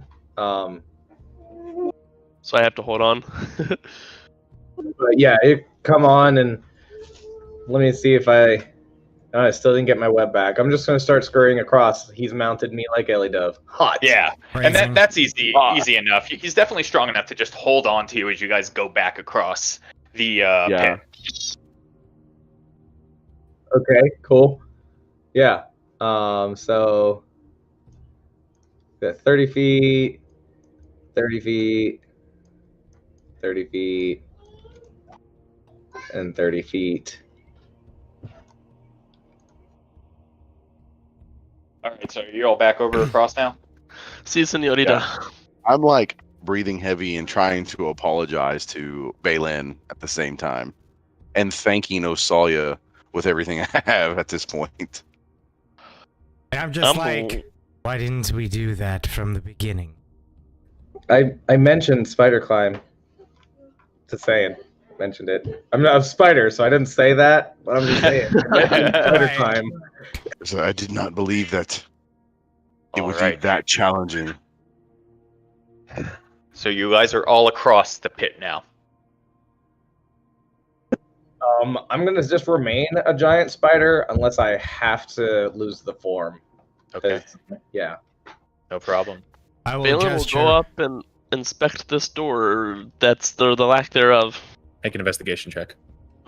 I will aid you and give you guidance. So investigation, or sorry, advantage with a d4. Yes. 14 plus whatever Dave So- gives me. So give me a quick rundown because it said 5 plus damage taken. Obviously, we got 28. So we just subtracted my saving throw, and that's what I needed to land to save. If you didn't have like a +8 to your save, at least you were incapable of succeeding. You said the DC is 5 plus damage taken, right? So you took That's correct. I took 23 damage. so So the 28. DC Okay. becomes 28. So your modifier is a +9 on saving throws for charisma. So you need at least an 18 to get that 28 to succeed on the check. 19. 19, or sorry. 20, Thank you. yeah. I got. Okay, I was just like, God dang, that's a really high fucking DC. Yeah, you took a lot of damage there. For once, Josh didn't set that really high DC. You did. I was just like, God dang, DC. Well, I just don't understand why it's like +5, Where you and guys then the going? damage taken. Oh, nice. Yeah. Another only average investigation check, Josh, 16 total. 16. You don't see anything. I mean, you're putting 2 and 2 together that there's probably something here, but you're not able to locate it. Like you can't figure out what would be the activation. You're not sure. I'm going to come over here and kind of just say out loud, shall we pull the lever? I mean, I am going to take my giant ass to the wall. That dump truck booty. No, I was actually, Josh, how high is the ceiling? You said it's 20 feet up? 30 feet. And there's spikes along the ceiling or just along the space of the pit? The Like, entire ceiling. oh, fuck. Except What for about the hallway? over where the balconies are. Oh, okay. Yeah, I want to climb up the wall, like 20 feet, just to not be taking up balcony space, being, like a fucking 5 foot around spider. What if you go under the balcony? I risk falling. If I fall now, it's, onto the balcony and possibly you. True. not really. I hate spiders. Balin does, at least. Yeah, well, you just rode one. Yeah, I mean, that was kind of a situational. Life or death, and he actually has his eyes closed the whole time. I will gesture to everybody else, or tell everybody else, if he would be so kind as to get into the stairwell, I believe that's safer. Balin's like, with his eyes closed, he's like, it's a horse, it's a horse, it's a horse, out loud. I'm gonna go ahead and move to. And then I will kind of look at Asalia and gesture to the open space on the balcony now. Yeah, I'm still gonna be 20 feet above on the wall. Okay. This feels safer. Okay. And you're pulling the lever? Pulling the lever. All right, you place your hand and pull down. It's pretty tough, but you get... And as it snaps into position, you watch on the other side of the pit, the fists of the Nyclith open up, and you see 2 crystal eyes in each of its fists. And as that happens, there's a massive gust of wind that raises from the bottom of the pit, and almost hurricane force winds launch up from the bottom, blowing towards the top. And at that moment, as it happens, Nephthys, Osalia, you feel an influence over your minds. Both of you need to make wisdom saving throws. Gotta go TT on Oh that. boy. It's been real, boys. Is it a magical effect? It is. Okay. We counterspell it. Oh god. Oh boy, I got a 19. 19. Hang on, I'm trying to gain the courage to click it. A 23 to my dexterity, and I couldn't even do a saving throw.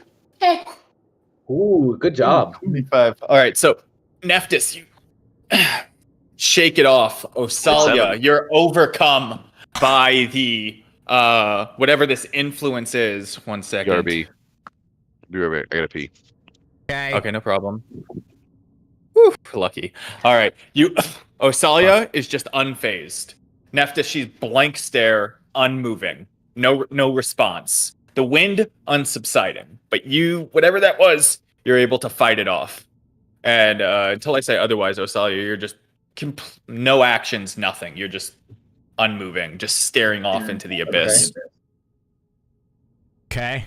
So I'm watching as 8 spidery eyes are unmoving, as they always are. But beyond that, Yeah. Salia is entirely unmoving. Yes, she's just massive spider is just staring off into the distance. Dude, I never thought Okay. about the fact that spiders' eyes don't really move, I guess, do they? Hard no. I'm Too going bad I don't get to. inspiration.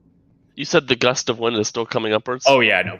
Hurricane gale force winds just blowing from the ceiling, from the floor straight into the ceiling. Okay. Seeing this, I'm just gonna say, shit. And, gonna try something. Gonna cast Vicious Mockery Okay. on Asalia. Okay. Oh, what kind of save is it? Wisdom. Osalia, another wisdom save. At advantage because, fuck! Because No effect. Okay, I'm literally gonna keep trying until I get a feeling that it succeeded. Okay. You continue to try. I'm going to save us a few moments here. Eventually, you get the sense. Go ahead and roll. Jesus Christ. Oh my God. Your save's an 18. Yeah. Yeah. Keep going. Let's see how long this eats up. I'm gonna Why- see if I get my web back in this time. Oh, Oh, I Salia, got my Hey, I got my your web web back. oh, 30. Salia gets advantage on wisdom saving throws to magic effects. Versus magical effects, yeah, it's Videlkin disposition. Dispassion, you dummy. Dispassion, I'm sorry. God, It's my damn, my D&D, bro. disposition is fuck this shit. 19, Ah! 20, 26, 25, That's a 29, Look what 19. Jenna just sent me. She said, FaceTiming dad be like. It's the same as FaceTiming Harvey. I can't fail. I can only fail when it's Josh's like fucking effects, apparently. Oh, there you go. 15. Oh, no. No, 20, I have sorry. advantage. I didn't see it. Okay, that's right. And I refuse to do Oh, it. hey, there There it you is. There it is. Oh, you take 2 points of psychic damage. Yes. You take the 2 points of psychic damage. You're still staring off into dark. Dude, wait. nothingness. Am I just like watching Neptune like. Wait. So what happened? Yeah, pretty much. The You're hurricane watching me gust. like focusing and like just getting like my frown grows deeper and deeper and deeper. So the gust of wind came up. 17. Everybody I made their saved saving throw. What happened? 17 times. So there were 3 things happened when they pulled the lever. The fist of the Nyclith opened up, revealing 2 crystals in each fist. Mhm. Continual gale force winds blowing up from the bottom of the fist, and some kind of mental effect affected Nephthys and Osalia. Wait, from the fist or the floor? And like From down the on, floor, here. the pit Yeah. is where the gale force winds are. Okay, and so they were making saving throws to not be affected. I'm assuming. For the wisdom, yes. Well, Sure. and then I was casting Vicious Mockery to try to break her free of the thing. 17 times. I say, like, what was all the spam rolling for? that To was, get Asalia to fail a wisdom save. which then didn't do what he wanted it to do. Well, 2 points of psychic damage. That's literally the lowest possible, and I'm okay with that. Yeah. I'm going to tell the party, it would appear we have a bit of a problem. Osalia seems fixated. So after 17 turns, it's been a minute, more than a minute and a half. I'm still not wavering at all. Not wavering at all.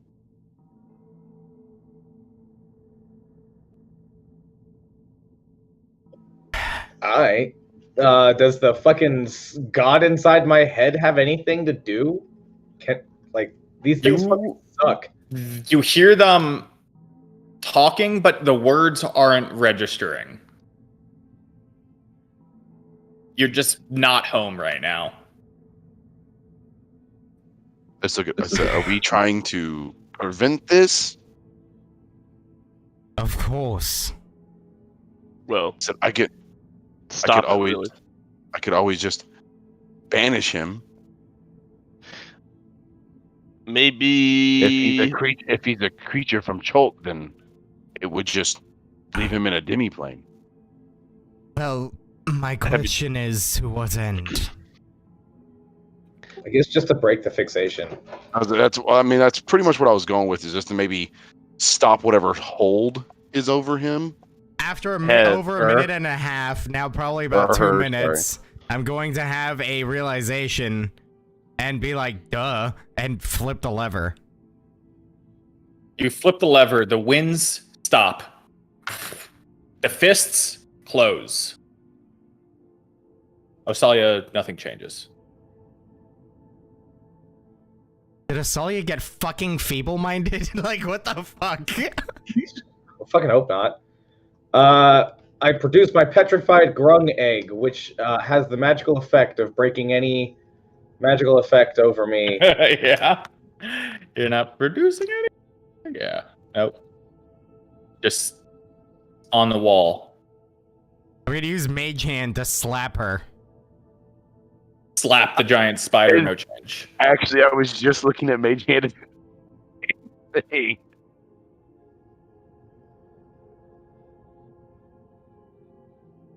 Well, this is quite a predicament.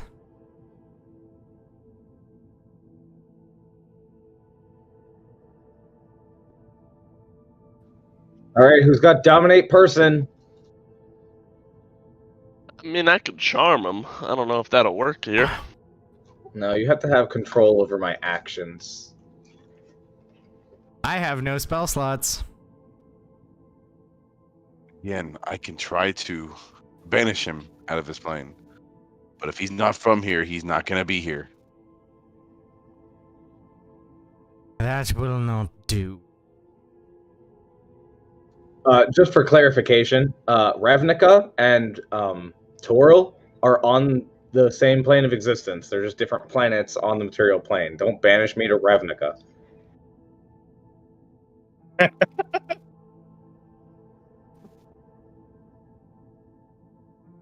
I went against good judgment last time, and it failed us. As you guys are discussing, about 5 minutes have passed. Osalia, you're able to shake off the effect in your back. Ooh, you about got sent out, son. Whatever it was a brief effect, but had rendered you completely useless for that time frame. I was on a tropical island. Yeah, for you, you don't even know what happened. You're like, Nephthys pulled the lever, and you're like, what happened? Like, it was just that happened a split second ago. So I see the spider kind of like jittering. Yeah. I'm just like, oh.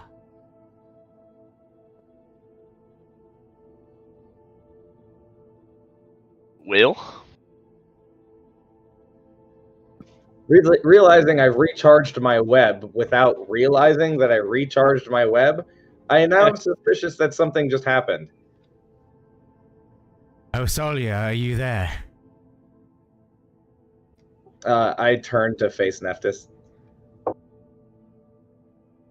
You have been incapacitated entirely for at least 7 minutes. I checked to see everyone is still standing. Everyone's just kind of hunkered on the staircase.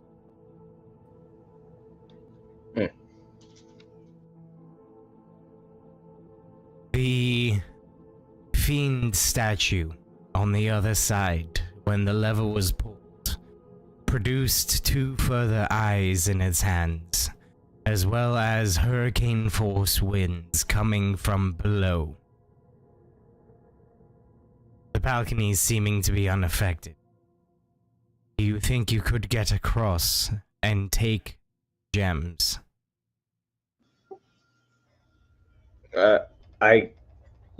Make some sort of a spider gesture.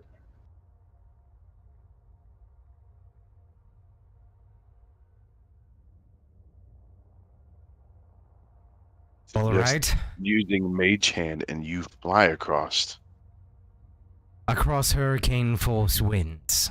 Oh. you could be across before we chose the lever. Yes, and Asalia historically has been stronger at wisdom saving throws than I am. I Fair think enough. that was bad luck. You could mage hand from a safe place, said someone else besides the spider. That was precisely my thought. Nephthys actually said that. With our mage hands combined, we are Captain Lever Puller. The ultimate fap. Circle jerk. So Nephthys is gonna kind of fly above them if there's space. Yeah, I mean, we're not in combat, so you could squeeze into these spots. Combat purpose where you guys Balin can't share. squeezes up against Deli Dev. I turn my good balls back are right to for you. everybody and wink. Technically, two medium creatures could squeeze into the same square. That's So- what I'm saying. Yeah, I'm saying it's not an issue right now. Like, we're not in combat, it's fine. Why did Akeem wink? I'm worried. I turned around and backed up. Little did you know that was how he casts Charm Person. That's his somatic component. He doesn't wink though. He just like very awkwardly like blinks with both Yeah. eyes. Oh yeah, I forgot to tell you, he doesn't know how to wink, so he just turns his face, so you can only see one eye. And blinks at you There really go, hard. that's it. Okay, so we casting Mage Hand. So once Asalia is across, I kind of nod at Akeem and send my mage hand and his mage hand to pull the lever. Very nice, because one mage hand was honestly not going to do it. But when your mage hands combined, it is enough. Captain It's Lever like all you Puller. see is like bump, and then it comes down. One The hand you're was both not focused capable with your of- arcane. You're both focusing on the spell, and while it's an easier spell, getting it to just do that little bit of extra force does take some concentration from you guys, pulling with it at the maximum capacity of that spell's power. And you both do pull the lever down, and as it happens, Osalia in front of you, the fist open, the winds, the platforms bobbing uncontrollably. Osalia, make another wisdom saving throw. As you feel that same familiar essence entering your mind. Okay, I believe. Yes! 29. 29. All right, so you're able this time. Right, dude. You fight it off. Takes a bit. It's a very strong push. Some of the strongest magic you felt try to intrude your mind, but you're able to fight it off, maintaining yourself and your composure. Nice. I Actually send a message across to make sure that he's good, because nobody can communicate with him. True. See? I respond to the message since it's telepathy and say everything is going according to plan. Do we have the gem? I guess I can only send one at a time. I mean, and you can see what she's doing. Okay, and then I web the would- statue and I harvest would- gems from it. Well, I wouldn't notion What was to that? this that. Oh, sorry. Oh, sorry, dude. I'm just gonna shoot the statue with webbing so I can harvest the web and carry them with me. Yeah, no problem. Can't have hands. Yeah, you shoot the webbing at them. You get both of them wrapped up in web, and you have both of the crystal eyes. And at this point, I turn to Akeem and nod again. And with our hands combined, we lift the lever. And together, both of you push I feel it like we had back a up. bonding moment. The just now. winds cease immediately. The platform's still bobbing, but no more wind coming from the pit. All right, and I leap across to a platform. I'm just kidding. I spider climb across the walls. Okay. I just jumped from platform to platform. All right. Spider-Man So swinging. No issue. Spider climb all the way back across to the western platform. Awesome. I knew Mage Hand was a good call. Yeah, I I so almost didn't take it because I knew Nephthys had it, and I was like, I'll just go ahead and get it because I don't know that he has it technically. It's a nifty little hand cantrip. I I climb over above Baylin and slowly lower the web bound gems to Baylin creepily. All right, and you lower both of them down to Baylin, and it's just these sticky, like, web crystal eyeballs just come down in front of you, Baylin. I do kind of Like shrink away testicle. from him a little bit, but I grab them. And now you have a pearly white crystal eyeball and a scarlet one. Oh. Ooh, that's the flashes. Hey, did Ellie Dove and Baylin notice anything weird while they were intimately pushed together in that corner? Other than a keen staff. Ellie Dove, because she's right there, will just go ahead and make an investigation check. Not going to notice anything, I don't think, unless her investigation is phenomenal. Can she get aid from someone who's right next to her, perchance? Sure, let's do it again. That was even worse. That was a 2. Yeah, Just so reach with her, over with her whopping +0 in investigation. But I would say... Yeah, go ahead. I'm right above Baylin too, right here. And with your passive perception, you are able to see the mechanism. Can't communicate it to anyone, but you're able to see the mechanism that would open the passageway in front, and you're just like, these idiots. I got my web back. Okay. Are you gonna push the mechanism with your weird foot? No. Okay. I'm gonna let Baylin find it. See what's going on. Are you pointing it out to me? Len already tried, he can't find it. Oh, with like a giant spider leg, I just tap on it, like, you know. And as you tap on it, that part of the wall slides up into the ceiling. Hot. And now, looking in to this chamber ahead of you, it's a 15-foot wide. Okay, sorry. Looking into the room. Why is he wearing a Hawaiian shirt and a skateboard? Who are we talking about? Look at Australia's camera. 1 second. I can't see Osalia's camera for some reason. Is that what the King of Feather looks like? Smash. It's There we kind go. of good seltzer. It's got like a little T-Rex wearing sunglasses on a skateboard. Right. So, what you can see from the doorway right here, you see 2 9-foot-tall statues that stand atop small pedestals. You can tell that there's some size, about a 15 by 15 size pit in the middle of the room. Can't make much out of what would be in the pit from where you currently stand. One of the statues depicts a hooded, bearded male figure with his left hand held high, index finger pointed up. The other the other statue portrays an armored male knight with his gauntlet, right hand extended, its palm facing inward toward the knight. The knight is the far one from us. Sorry. Yes. If I look up where the finger I would is say Nephthys, you are proficient with religion?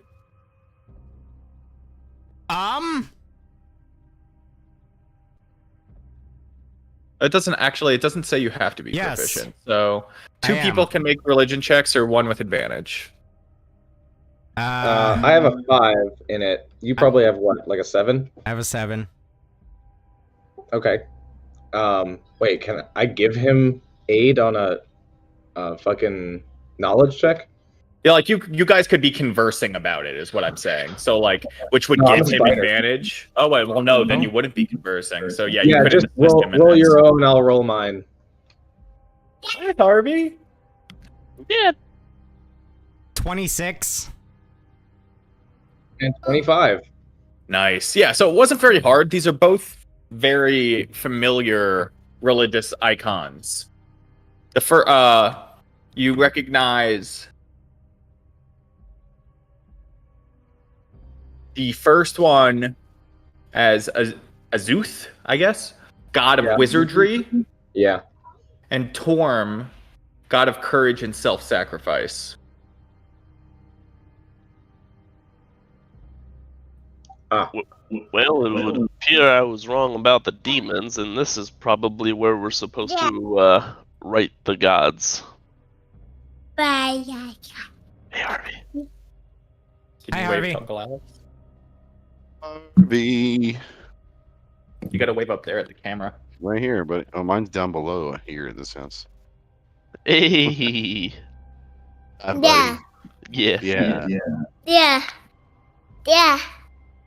Dad, Yeah. you better quit that shit. Yeah. So Josh, the knight's wrist is kind of like this, like back at him, extended. So, It says extended, his palm facing one towards him. statue, the one depicting Azuth, depicts a hooded, bearded male figure with his left hand held high, index finger pointed up. The other portrays an armored male, knight, with his gauntleted right hand extended, its palm facing inward towards him. No. And that's Torm. Yes. God Do I of know if any of self-sacrifice. these? Yeah. Do I know if any of these effigies are in like an incorrect pose? Like Torm has a particular like position they always create his statues in, and is this strangely wrong or? No. Yeah, I with, would say- 25 and a 26, respectively. Give me 1 second. No. Oh, you know what? Oh, never mind. It's way past time now. Sorry, and additionally in the room is a third unoccupied pedestal to the south. Oh, Okay. Okay. No. Yes, Harvey. That just appeared. It's right here. It's kind of hard to see. No. Oh, okay. Well, is this No. what he got the No. gems from? No. Who got what gems from? Oh, Salia when we No, raised the lever and No, all that that. was shit? back in the other room. That was back in the floating. Yeah. That's where. Yes. Okay, well, I didn't see that a second ago. Like that literally just appeared for me. Yeah. Harvey, what's wrong? Yeah, we're playing. Yeah. Yeah. I'm gonna climb into the room via the doorway up the wall. Yeah. So like from the ceiling, kind of just crawl underneath the archway and be positioned No. like Yeah, there's nothing.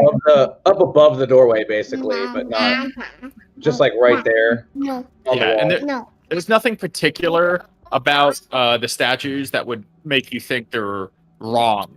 But as you get in there and you now closer and you're looking at the statues, really paying close attention to them, you could tell that the pedestals that they stand on can rotate.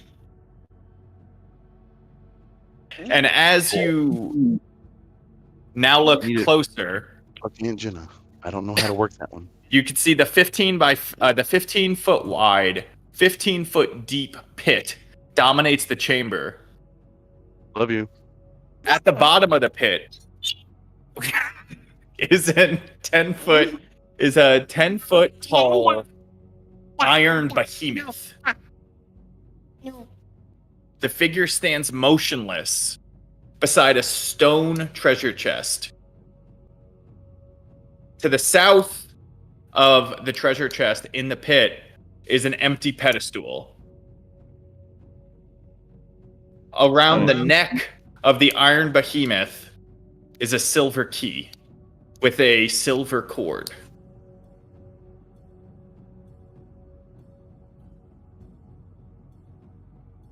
All right. You said how Hey, deep can I is the take pit? like 5 minutes? Can we like stop for a minute? Sure. Yeah. Just like come back on an effort No. break. No. You got a 5-minute break? And I'll be right back. Alright, that's why I'm. We'll be right back Be here in about careful, 5 guys. minutes, y'all. So Yeah. hang Yeah. tight. Alright? Yeah. Wow. Okay, bye.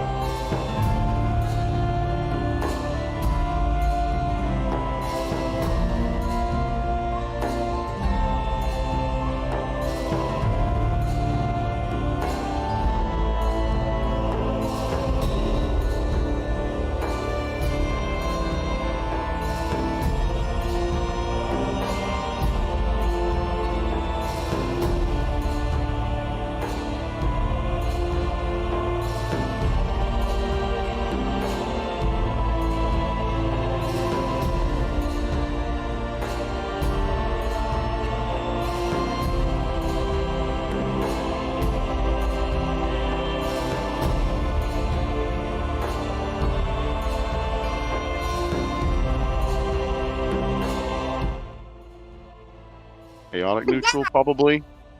Who? I don't know if that's the.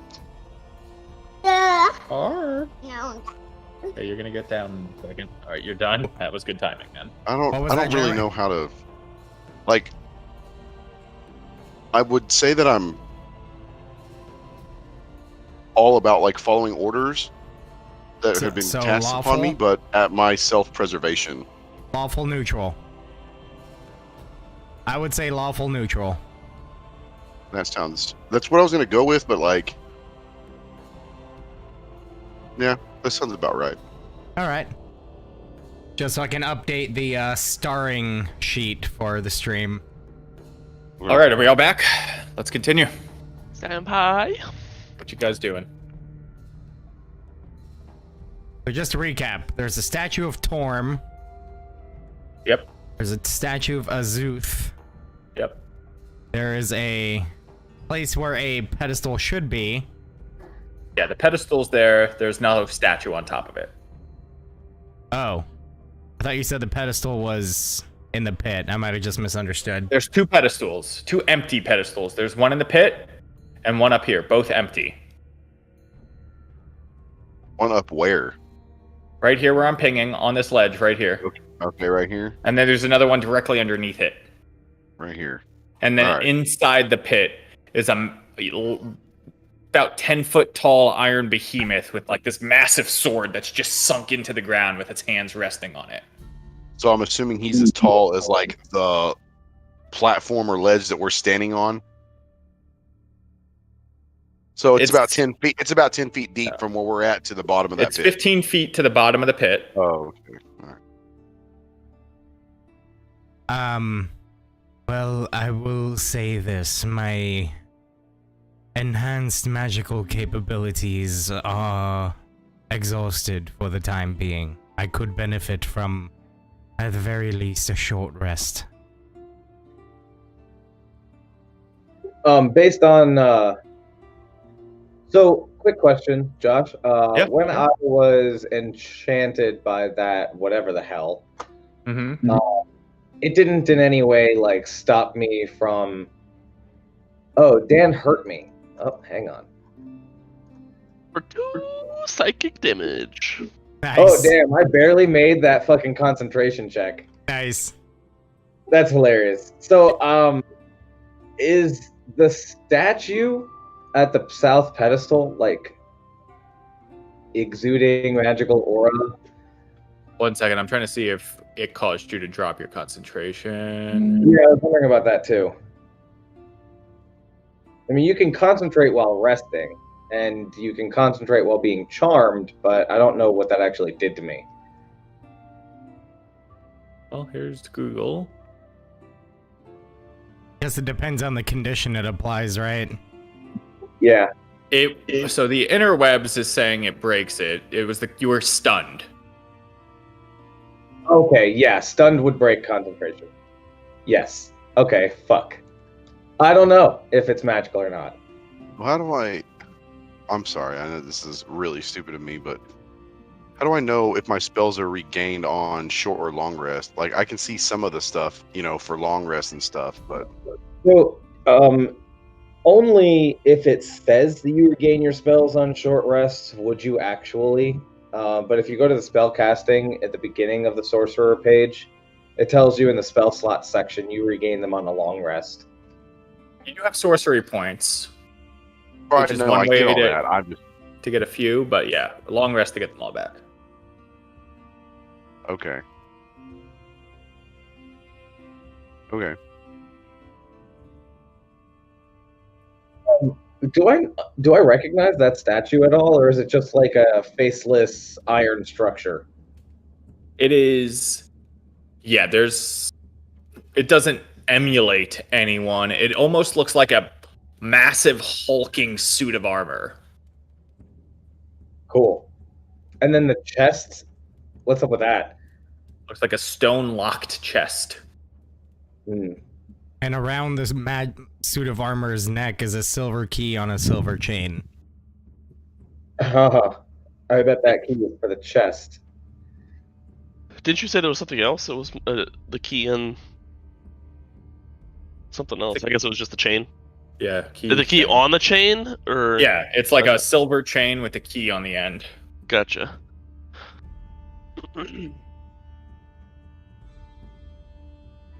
Hold on. Perhaps out on this pedestal, I could cast my tiny hut and we could take a bit of a rest. Because I don't think I get anything back on a short rest. Aside from, you know, the hit points you're missing. That's true.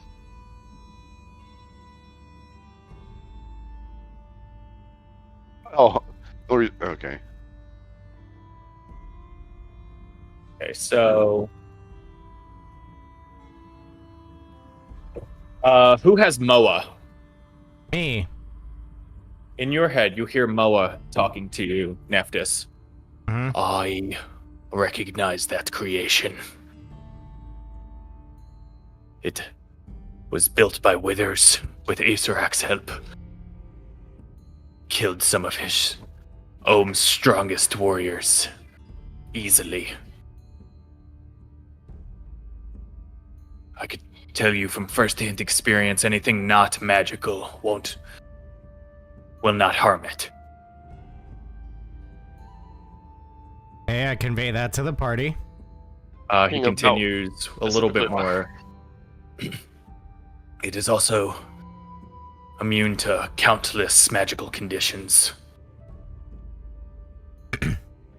What of damage types?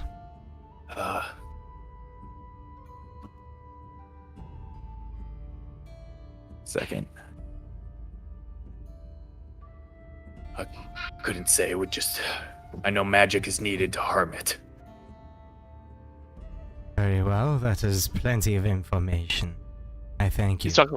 He's talking about the behemoth, or? Yes.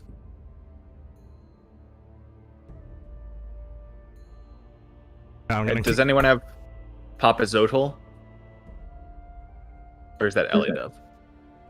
No, she has a Elidov has Obalaka. Okay. Does anyone have I Papa got- Zotl? So I it got was Losalia, but then Losalia got rid of it. Okay, so no one has Papa Zotl. Alright.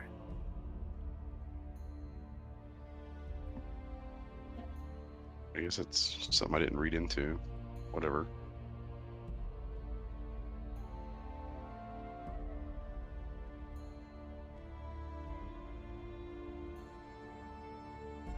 So you can't use sorcery points as like a spell modifier, right? To cast a spell. You can turn points into spell slots. Convert them. So but that I only get like one sorcery point is like a one bonus action, right? Breakdown Depends is in on the effect. Because there's a bunch of different things you can use sorcery points for. A bunch of different meta magics, and those all vary. Some only cost one, some cost a number equal to the spell level, etc.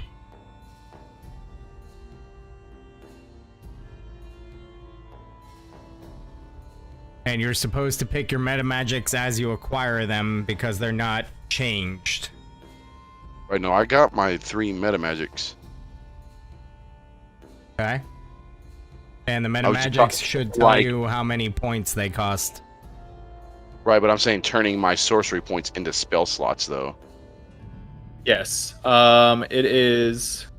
It says convert sorcery points 1 bonus action, but Yeah, it costs a bonus action, and then right. So, it equals. You can transform unexpended sorcery points into 1 spell slot as a bonus action on your turn. The creating spell slots table shows the cost of creating spell slots of a given level. So first level costs 2, second level costs 3, third level costs 5, fourth level costs 6, fifth level costs 7. Jesus Christ. Okay. I don't know why that was. Okay. I see that now. All right. Thank you. Similarly, you can also convert a spell slot into sorcery points. The inverse. So if you convert a 5th level, you get 7 sorcery points. And so on and so forth.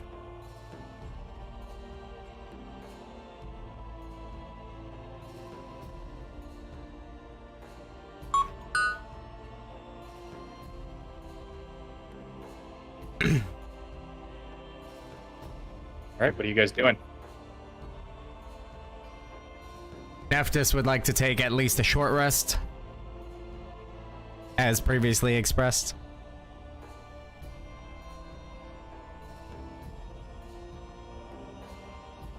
You guys. I have no suggestions. I'll get my wild shape back, I guess. I could take first watch if you guys would like. I too can defend, being that I'm relatively healthy. Yeah, I would definitely need a rest. Alright. I'm gonna go ahead and come out here and cast my tiny hut Okay. as a ritual, of course. Yep, no problem. And So you cast Tiny Hut. yeah. Is there any those who need a short rest? Who's on watch? I am only down 11 hit points, and I am a spider for like the better part of 4.5 hours still. So What is I can going on? watch and like stay stealthed on this side of the door in case something comes from the halls we haven't even looked down.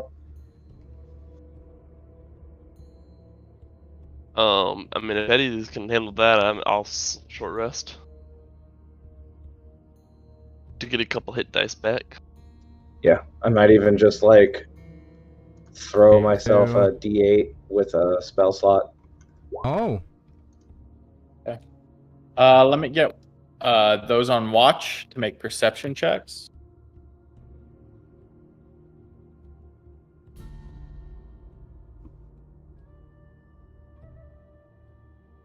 Ella Dove is going to take a short. Oh wait, no, she didn't get hurt, did she? And everybody gets a 10 temporary hit points. Nice. I the perception. Yes. Let's see.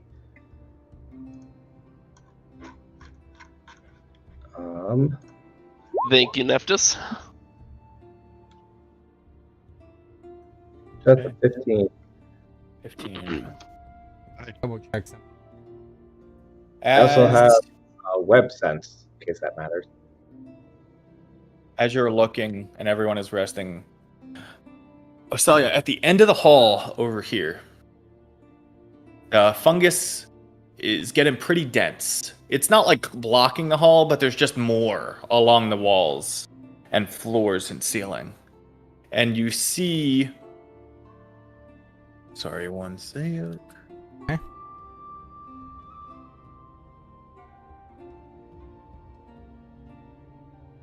Where is it?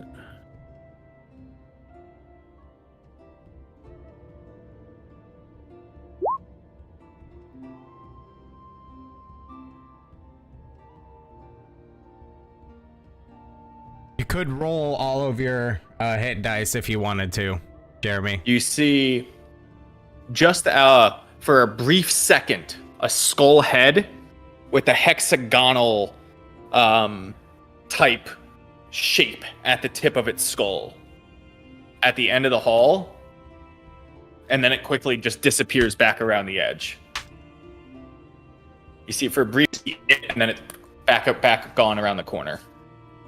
Damn.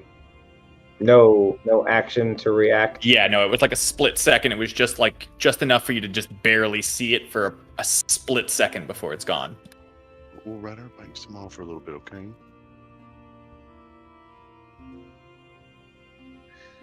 Okay.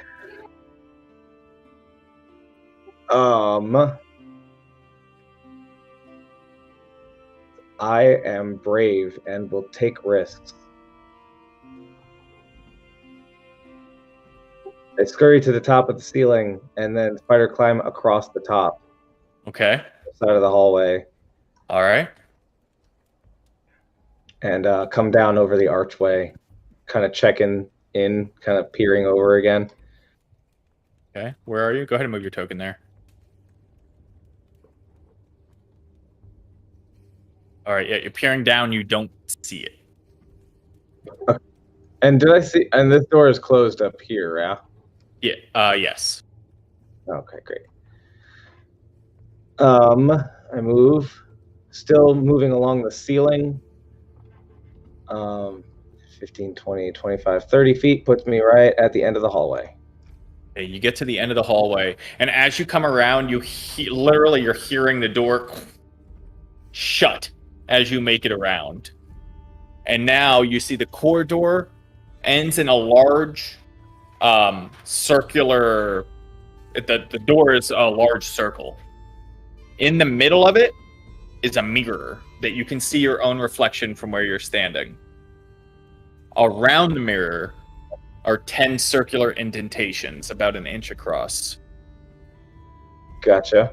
And I'm on the ceiling. How high is this hallway? 15 feet. Okay. Interesting.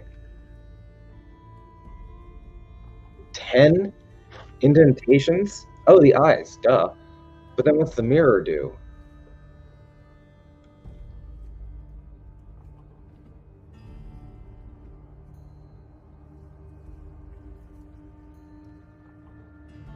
Ooh. Mirror do indeed. I may know what a mirror of opposition does. I mean, if you're doing an Arcana check on the mirror, you are getting a very light arcane aura from it, but you don't have the tech magic, so you wouldn't know the school, but it is lightly magical. No, I mean, I'm not detecting a magical aura. It's a knowledge check. So, like, if I just recognize a magic right. So it doesn't look magical. You do see some small runes along the side that would let you know that it is magical in some sense, but you're not able to determine school or what it does.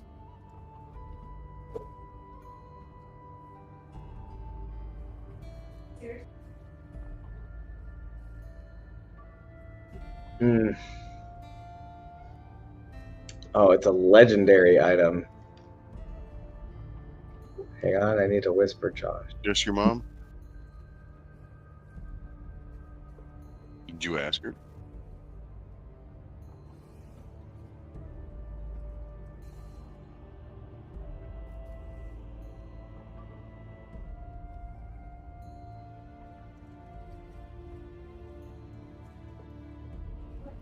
It's not that. Okay. Magical mirrors are bad and scary. I'm going to move away from them until I have the added support of our wizard and warlock.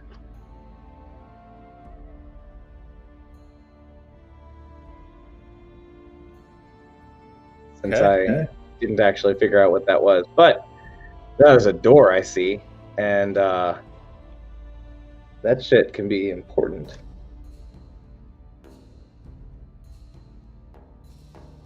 All right, and about now, I would say you guys have all finished your short rest. Okay. I want to web up this doorway in the remainder of that time. You want to what? Just web up the doorway. Okay. Just completely covered in web. Easy enough.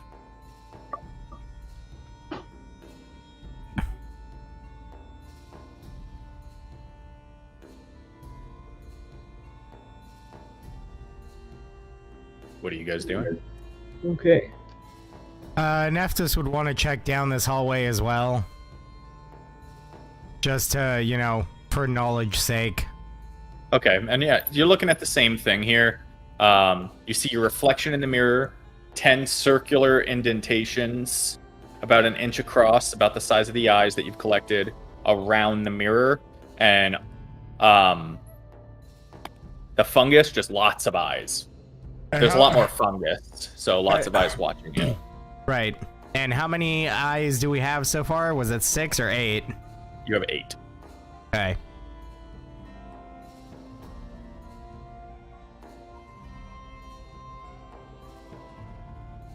Presumably at least one is in that chest.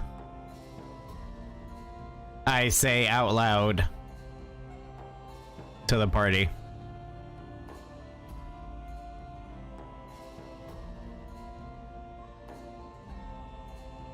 Well, unless one of us are to be the god, it would appear there is one missing.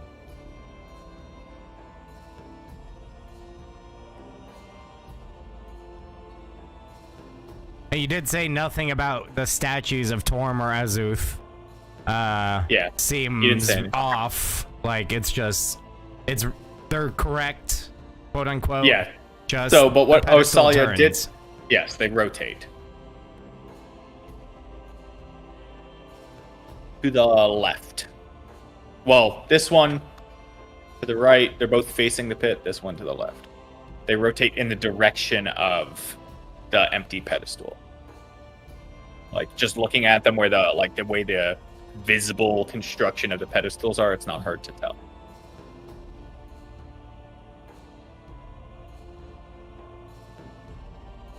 Okay, Nephthys will say, noticing that, will say, a right to the gods. Two Torm and Azuth have in common. Kinda just thinking out loud. Obviously, the one above all is Ao.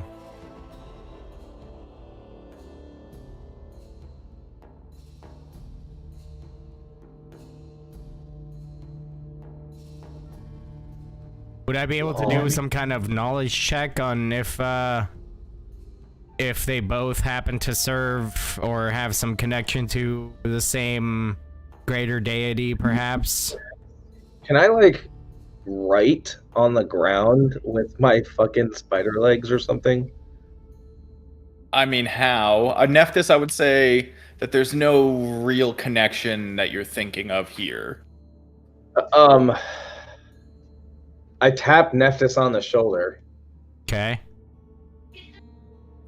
so he gets, and I kind of like scribble out onto the ground, as if it looks like I want to write something, but I can't write as a spider.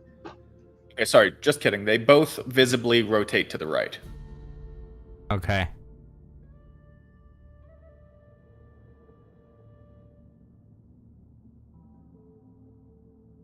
Right, the gods. Oh, wait.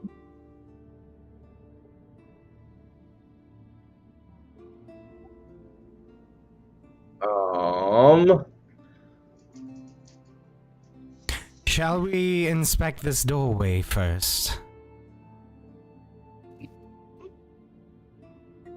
I gesture at the iron behemoth and, seem concerned.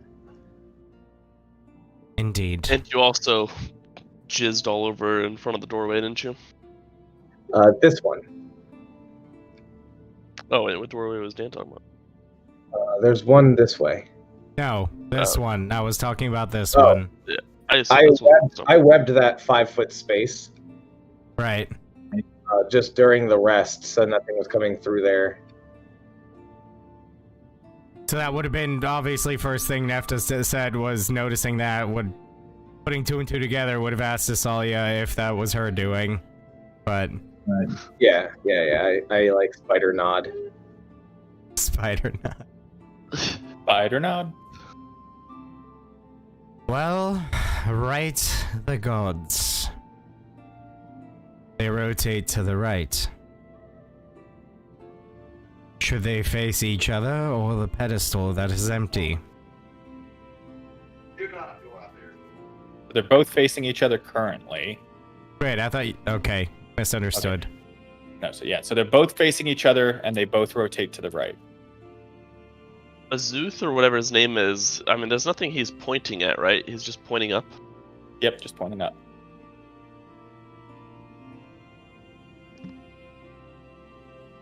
I'm Looking gonna up go and- ahead yeah, and I'm gonna rotate Torm towards the pedestal that's empty.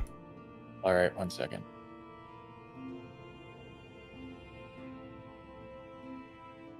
See what happens. Okay, you rotate Torm to the right, pushing on him. You hear a snap of energy from this pedestal, but nothing happens after that. Okay. Going to gesture at Azuth.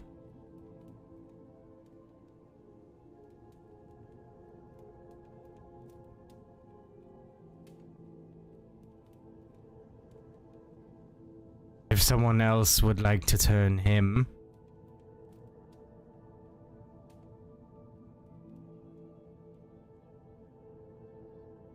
Well, I'm right next to it, so I guess Balin will do it. Okay. You rotate Azuth. And as you do that, the iron behemoth you see below disappears for a second.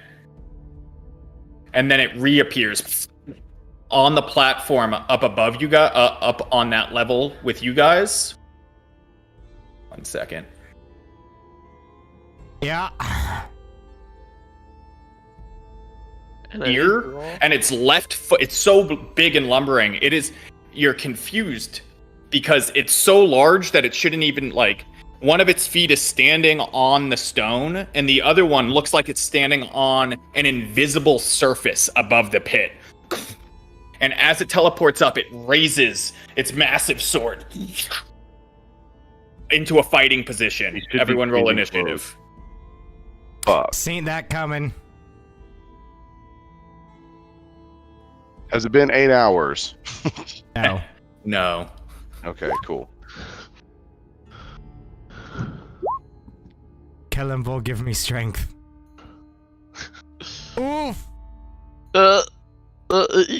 Kellenvor said, Nani? Josh, mine's at 13 because the spider has one more dex than me. Okay. 1 second. I have a total of 5. Womp womp. Oh. Of course, All right. Zerak Let me has a higher initiative than me. get some rolls for Ellie Dub and for the enemy. Ellie Dub has a 18. And the enemy... Yeah, my dexterity rolls have been awful. Okay. And 17's not bad, dude. Oh no, I like the roll. I'm just saying, like, for having a 23 dexterity though, you know what I mean? Okay, Right. so looks like we've got Balin up at top at 21. Underneath that, we have Ellie Dub at 18. Then we have Akeem at 17. That's not up to me. It's your mom, his mom. Now go on. Then we Go have play. Go relax. It's 9 o'clock. Osalia at 12. 13. Sorry, 13. Yes, sorry. Then we have Nephthys at 11. No, that's Zerak. Okay, Zerak at 11.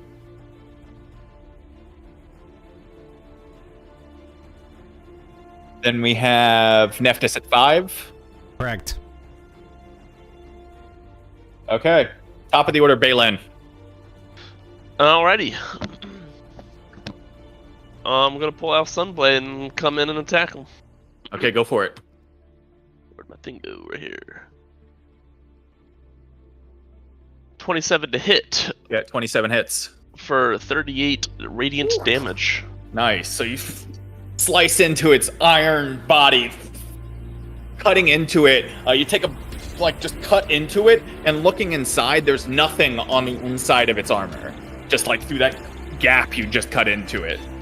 But you do some pretty decent damage. And then I'm gonna use fancy footwork. That was 5, 10, 15, 20, 25, 30. Well, I'll just go back to right here, actually. Okay, to there. Anything Yeah. else? That's it. All right. That brings us to... All right, so now Ellie Dove, seeing you move back, quickly draws her bow. Hunter's marks the iron behemoth and quickly fires 2 arrows at it. The first Which, one... I did, just for the sake of recollection, I did tell everybody that we needed magical stuff against this guy. Right, and technically her bow is a +1, so she should be Right. good here. Right. I'm just saying, for the sake of everybody's refreshed knowledge. Yes. Our first one is a 27 to hit, which hits. Hell yeah. And then she's Got that, and then that, and then where's an 8 and that? 25 points of piercing damage on the first one as it sinks into its back. And then the second one is a unnatural 20, which also hits, sinking into its back again. This one doing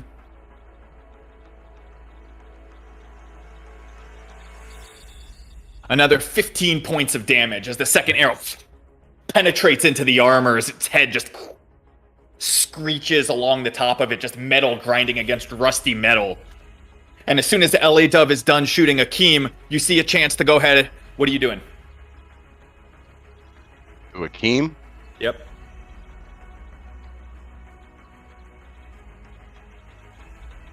All right. So it's on me to make a move. I'm assuming. Yeah, I'm it's your sorry. turn. Okay, I'm gonna go ahead and cast Fireball on the big guy. Okay. Go ahead and, well, it's a dex save, correct? Yes. A 30-foot radius, I think. Let's go ahead and submit that right there. There you go. 20-foot radius sphere. So depending on where he put it. It's gonna Put be it on- centered right I mean, on it's top gonna of get- the guy. All right. Go ahead. Nephthys, dex save. LA Dove, dex save. Osalia, dex save. Balin, dex saves. Everyone, I dex guess save. we're all just gonna die. That's fine. Hey, bro, I've got evasion, so fuck. The Iron Behemoth has a No, I'm relaxed. 4.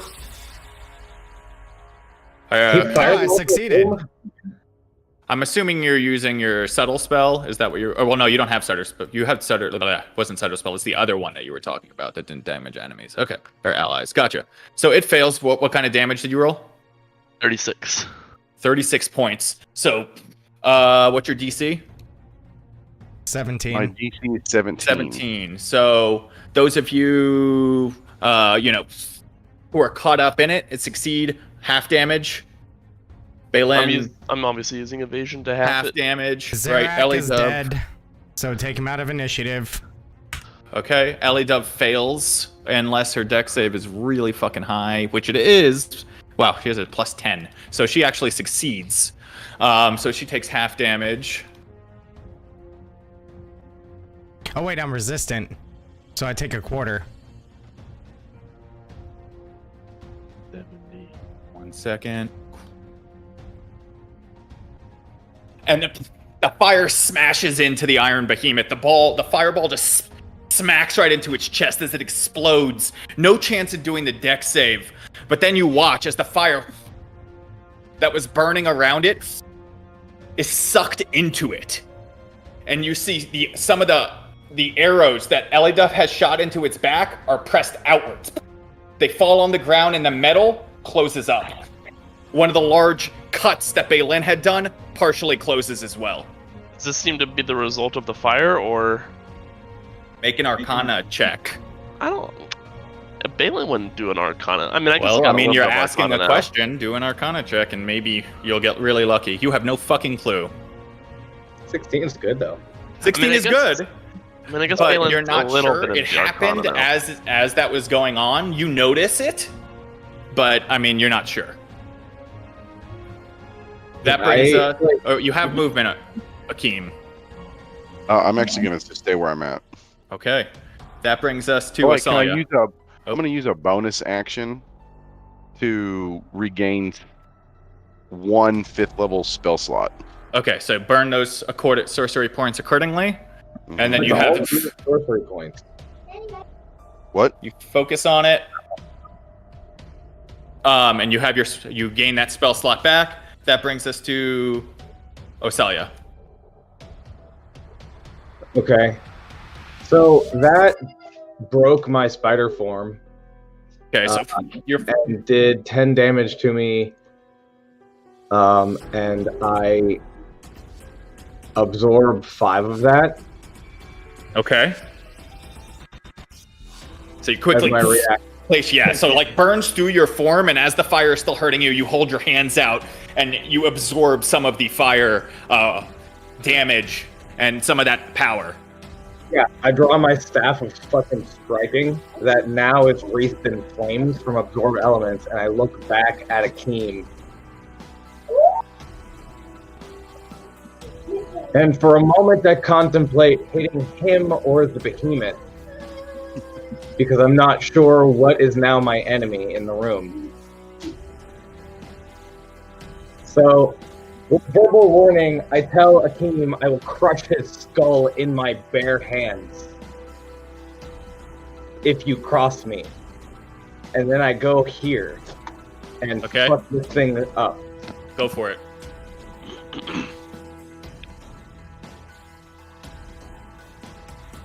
Where's that staff? What the fuck? I'm pretty sure I made the. Did the fireball actually like heal him by closing up his wounds? Possibly. Can I roll a check to have determined that? I would say all of you saw it, you could make a brief Arcana check really quickly. Yeah, 29. 29. It looks like the fire healed it. There's some kind of arcane aura coming from this creature where the fire damage healed it. I'm assuming Osalia is the only one who recognized that, though. Yeah, yeah. And it hurt everybody except Akeem. 20. I got 22. Correct. 22. Akeem, you recognize also that the fire damage did not hurt it. Oh, I'm sorry. 18. I'm sorry. Yeah. All right, I'm trying to talk over my kid. Anyway, sorry. I'm trying to roll. So sassy, bro. He's pissing me off, man. He's sitting right next to me, just humming out of like a party favor for a birthday. Oh boy. I just want to like rip it out of his mouth and set it on Oh fire. yeah, I just got every freaking kid out of this house, dude. Straight up. I don't know where my fucking attack is for the staff. It's the staff of striking, right? Yes. Yeah. So +3. Okay. Yeah. Fuck it up. +3, +6, +4. So I have a +13 to hit with it. Jesus Christ. That's awesome. Yeah, I'm actually proficient in quarterstaff as a druid, so it's a 24 to hit. Yep, 24 hits. I'm gonna expend 3 charges of the staff. Okay. So it's a D6 +6. No, 3, 9. So it's 11 magic bludgeoning, and then 3 D6 of force, which is 15. So, Nice. fucking hell, yeah. 26 magic damage altogether, 11 bludgeoning, 15 force. Nice. So you charge, you give Akeem your death stare, tell him you'll crush him. You quickly dart past Balin right up to the side of the iron behemoth. You take your staff of striking and smash it straight into the side with this explosive force energy, leaving a massive dent, caving it in like a solid 6 inches into the side. I'm gonna not use the fire from absorb elements, as I say that fire seems to heal the monstrosity, and I just let the flames just like extinguish after the hit. All right, and then go out. So 14 bludgeoning, by the way. You forgot the +3 from the staff. 5 + 6 is 11. Yeah, +3. I'm sorry. 14. All right. Got that? No problem. Are you moving or are you staying there? Stay there with the shield up, just like ready to fucking block this bitch. All right. The iron behemoth now, its jaw just unhinges open. Oh god. And a massive spew of green smoke launches out of its mouth. I need I need Baylin and Osalia to both make Constitution saving throws. Thank you. Constitution, not dexterity. I want a dex. Oh, is it magic? No, it's a con save. I don't get fucking shit. Constitution. Nice save, Balin. Okay. 1 second. Let me get my dice calculator. Petrified. Great. Hope somebody has greater restoration. Not anymore. He's dead. Yeah, where's Ravix when you need him? Okay. You're coughing up, Osalia. You suffer 45 points of poison damage. Baylin, you Jesus. suffer half. Half Jesus. 45, you said? Yeah. It doesn't do anything else with its turn there. Round up or down, is it? Round down. Kill it with anything but fire. Yeah, dude. So that's the end of its turn. That brings us to Nephthys. Alright, so a lot happened. There's a big fiery explosion that, fortunately, because I'm hellish in ancestry, I'm resistant to it. Big gas cloud just shot out over them two. Looking at Akeem, I say, cross me again and I will personally send you to the Raven Queen. And Like- then I'm going to drop concentration on Hex, because that's Okay. on Asalia. All right. And then I'm going to cast Hex on the monstrosity with my bonus Okay. action. And All right. we're going to see if that does anything different. Yeah, you hex it. You feel like it's taking grasp with that shadowy energy. Strength. Okay.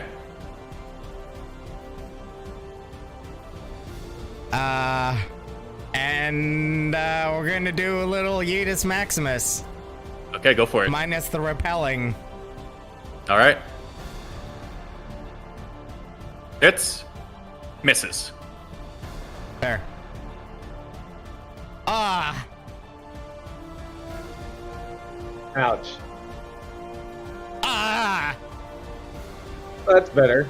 6/4, 6 necrotic. What is it? 6/4, 6 necrotic. All right. So, Yeah. as it's breathing out the poison cloud, you see an opening and release both beams of force energy, I believe, right? Of cackling force energy. The first one just shoots directly off of its shoulder like a glancing blow. The second one, though, smashes into its back. Its head does a 180-degree turn on its shoulders and looks back at you. Cool. And then I'm going to use my movement to go 5, 10, 15, 20, 25, 30. All right. As Nephthys moves back down to the hall, Baylin, shrugging off half the damage of the poison cloud, what are you doing? I can step into Osalia's space and gonna attack him, right? Yeah, as long as you don't end your turn there. Alright, 5, 10 feet there. And then we're gonna get a little bit of a sneaky sunblade action in there. As a 30 to hit. Yep, that'll do it. With a 23 damage of radiant. Whew, nice. So you quickly dash up next to Osalia and then surprise it from the side as it's focusing on her and its head is just turned the other way, really catching it off guard. You get a massive cut straight through its back. And then 15, 20 feet right there will do it. Okay. As you're moving back, Ellie Dove quickly just takes 5 steps away from it to there, and then launches 2 more arrows rapidly. The first one is a 26 to hit, which will. That is not a good roll at all. A 113 on the dice. Only 9 points of piercing damage from that arrow strike. The second arrow is unnatural 20, which does hit. Hell yeah. This one will do more damage. That is 16 points of piercing damage from the second one as both arrows sink into its back. Hell yeah. All right. And that is the end of her turn. That'll bring us to Hakeem. What are you doing? All right. Fireball. Fireball. No, rank 5. So last round, I got my 5th level spell back, so this time, I'm going to use No. a 5th level fireball. Obviously. You know, with disbelief, he reaches into his coin pocket and throws out. I think he has. Yeah, 10 gold coins. Okay. And while doing so, he casts Animate Object on all 10 coins. Okay. So 10 coins quickly scatter up to life around the Holy. Essentially, Okay. you're going to have 10 guys with, like, just little wings flapping around this dude. right. So they're all around him. All right. Anything else? Do they attack on this turn? Yeah, oh, shit. I don't know about attacking, but. Let's see. And then they're doing more. Like or you can't NA on water than nearest. So it's an action to do it, and then as a bonus action, you can command them to do something. So I would say you could use your bonus action. I'm actually going to use my bonus action to do Hound of Ill Omen. Okay. Does that require concentration? Yeah, that's literally was my next question. Hold on. It's just an attack thing. We determined No, that. Well, we Hold on. determined that it couldn't do like. Well, it can't like specific switch out things. to it, but I can cast it to attack somebody within 120 feet of me. Right. But does it can still use concentration? Hold on, I just had it fucking up. I don't think Features. so. Action. As a bonus action, you can spend 3 sorcery points, which is what I have left, Okay. to magically summon a Hound of Ill Omen, modified direwolf, to target one creature you can see within 100 feet of you. Does it go all away does. after this? That was the question. No. At 6th level ability, call for the Howling Creature of Darkness to harass your foes. As a bonus Yeah, it action, doesn't say anything about concentration, so that's good. Yeah, you're good. you target one creature you can see within 100 feet. Where are you putting it? I'm actually going to put it right on top of the dude. Just like right. Oh shit. Well, can't Why can't I can't click share anything? his space. Yeah, so it could go like right there. Yeah, right there. That's what I was trying to do. So it's a dire wolf statistics. Yeah, so he's But it's- got like 37 hit points, an armor class of 14, Gotcha. strength of 3, dex of 2, yada yada yada. Okay, so it has 5 temporary hit points. It's ethereal, so it can move through objects like walls. But it can't end its turn inside of an object or it'll take damage. Roll an initiative for it. All right. Oh, shit. You have to target a creature, and then... Damn. Plus whatever the fucking direwolf gets, which is like a +3. Well, he has a dex of +2, Okay, so 22. Me too. Okay. So the All target has disadvantage on saving throws against any spell that the sorcerer casts. And it Nice. lasts for 5 minutes and then disappears, or if it dies before then. Legit. All right. That's your action. Bonus action. You have movement. I'm gonna stay where I'm at. Okay. Osalia, bunch of flying coins come over your side. A hound quickly appears behind it, like emerging from the shadows. What are you doing? I was observing Nephthys's attacks. Was the necrotic damage effective as well as Yeah, the put full? it in there. Yes, they both looked effective. It was all eaten. I can't take another blow like that. Let's see. Chill out. It is 9 o'clock at night. I'm thinking of doing a I don't have a 5th level spell slot. I'll need a long rest if I'm ever gonna get slots back. Yeah. Sucks you're not a spider right now. Or at least Yeah. you went into that first bit. I mean, Nefta suggested at least a short rest. Yeah, but I watched. I mean, I was fine in hit points. I was only down 10, but this thing just Right. fucking bloodied me in one blow. I don't want to just cure wounds myself. Oh, what's taking a potion in your game? Is that an action? Yes. Bonus action. I'm going to take the potion of greater healing. Okay. Big So money, no it is- whammies. Hell yeah. 13 hit points. All right, so you quickly pull the cork off, down the greater healing potion, as the enemy is paying attention to the coins around it. And big attack. Here we go. Where the fuck is it? Inflict wounds at 3rd level. Go ahead, make an 24 attack to hit. roll. Yep, that hits. 18 necrotic damage. Nice. It's just a shame you didn't crit, man. Right? So you quickly reach your hand out onto its iron form. It's cold to the touch, but the iron there starts to rust and peel up around the like hip area that you were able to grab onto, because that's how tall this thing is. And then you let go, and you can see some of the metal has peeled up and rusted in that area. I shout to Ellie Dove, the staff, you fool.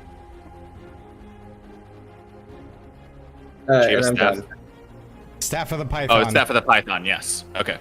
That brings us to it. Quickly, well, let's see if it gets its breath back. It does not. Oh, thank It God. raises its sword, and with two lumbering attacks, comes down on Osalia. Oh, God. Oh man, it doesn't want to try and hit the tiny coins or anything, you know? No, you're beating it up. It doesn't give a fuck about little coins floating around. There's a scary wolf behind it. Yeah, no. That's a 28 to hit and a 21 to hit. That does hit. From the first one, Faithed myself, damn it. That wouldn't have helped.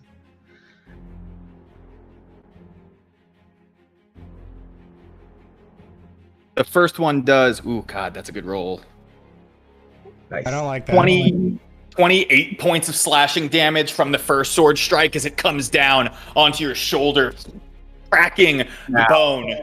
Pulls back up, comes down that second time, which already was a 21 to hit. That's an additional, not as good, but 19 points of slashing damage. That second time coming down in the same area before pulling back. It just stays put, just unfazed by the damage it's taken to this point. That brings us to... I'm unconscious. Oh, you're on. So you guys watch as she's struck twice in the shoulder, recoils, and Osalia falls to the ground, bleeding out on the floor. That brings us to Nephthys. You watch your ally hit the ground in front of this iron behemoth. What are you doing? 5, 10. Hang on. You hang on. Osalia's dying. 5, 10, 15. Okay, seeing that, I'm going to, normally I would send Zarak out there to do this. But seeing as he's dead, I'm going to Relentless Hex. Okay.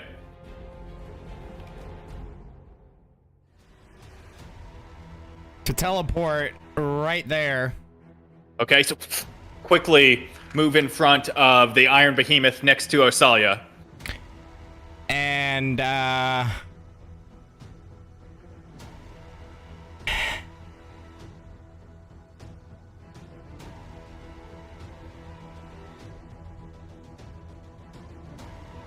Its head just looks over at you, Osalia's blood dripping from its blade. You gotta be fucking me. Ouch. Damn. But she's up. 2-1. Yeah, my fucking inflict wounds was garbage too. And I still have 15 feet of movement, which I will go 1, 2, 3. All right, so you quickly fly to its other side.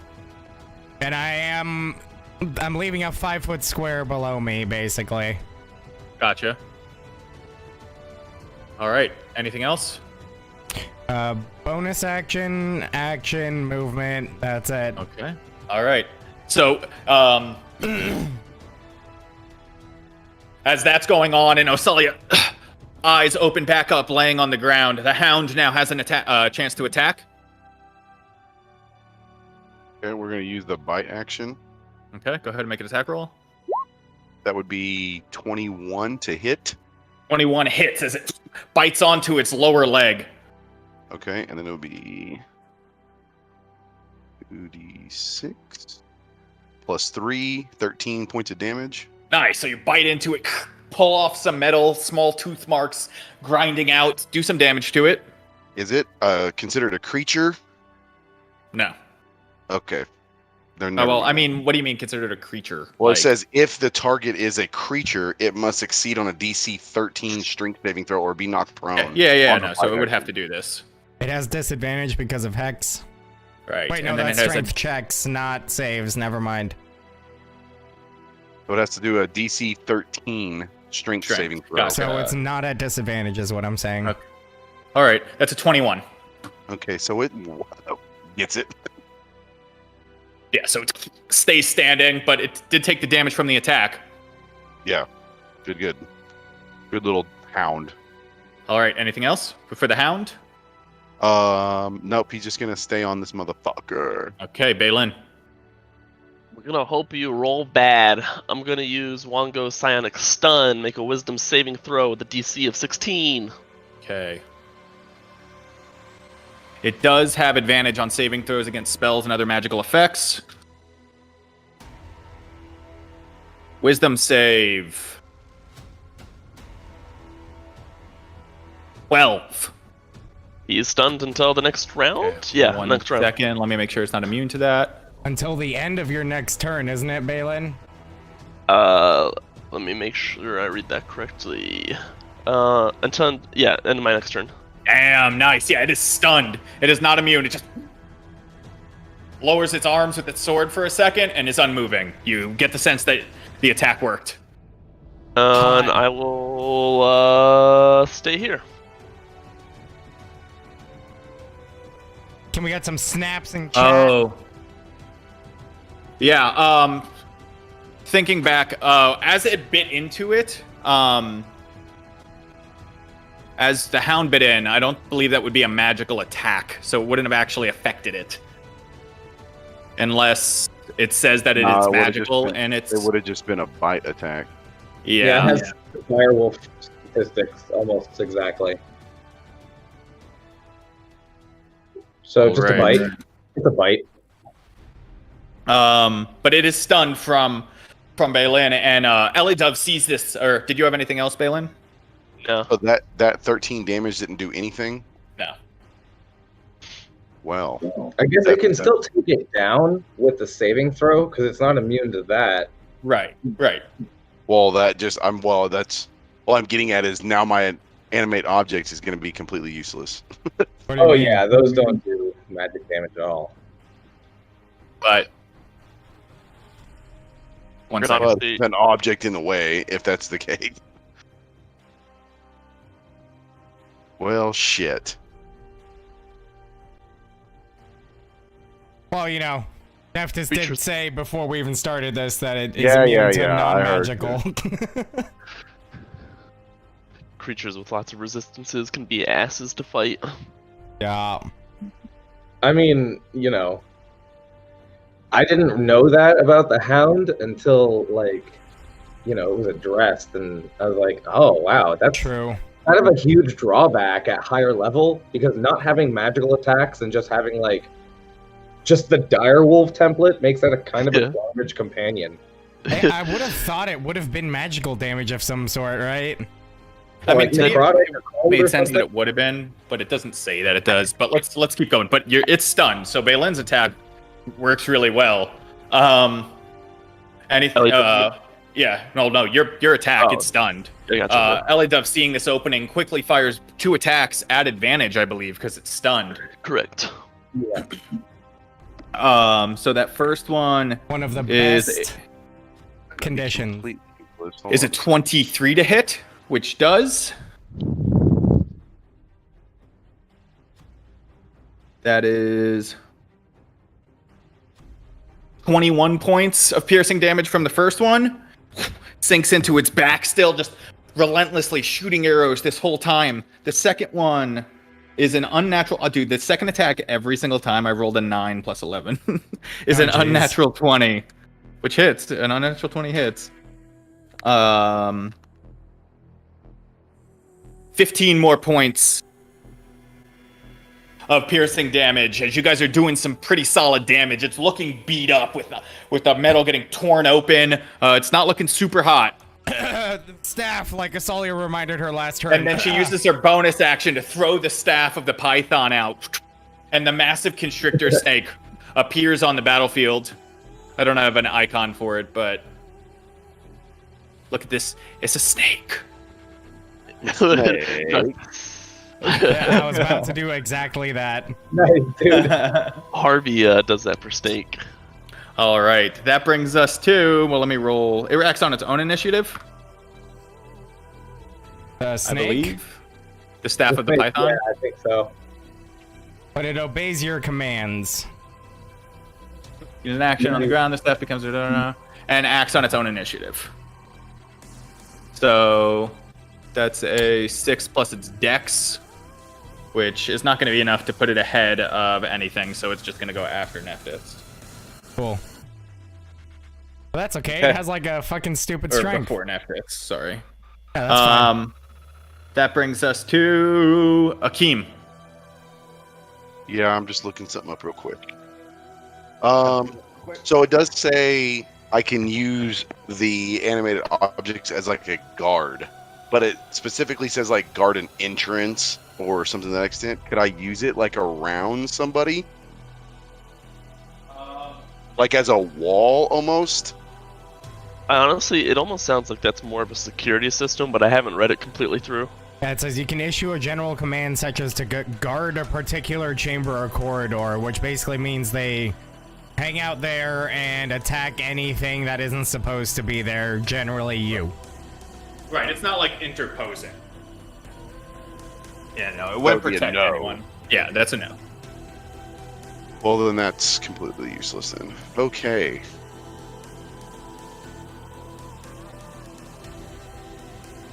Let's see.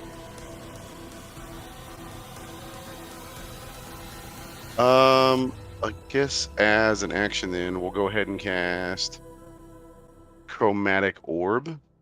Okay. There it is. And we're going to use it as Fire damage? necrotic damage. Okay. So we'll do Make that. It's an attack roll, I believe.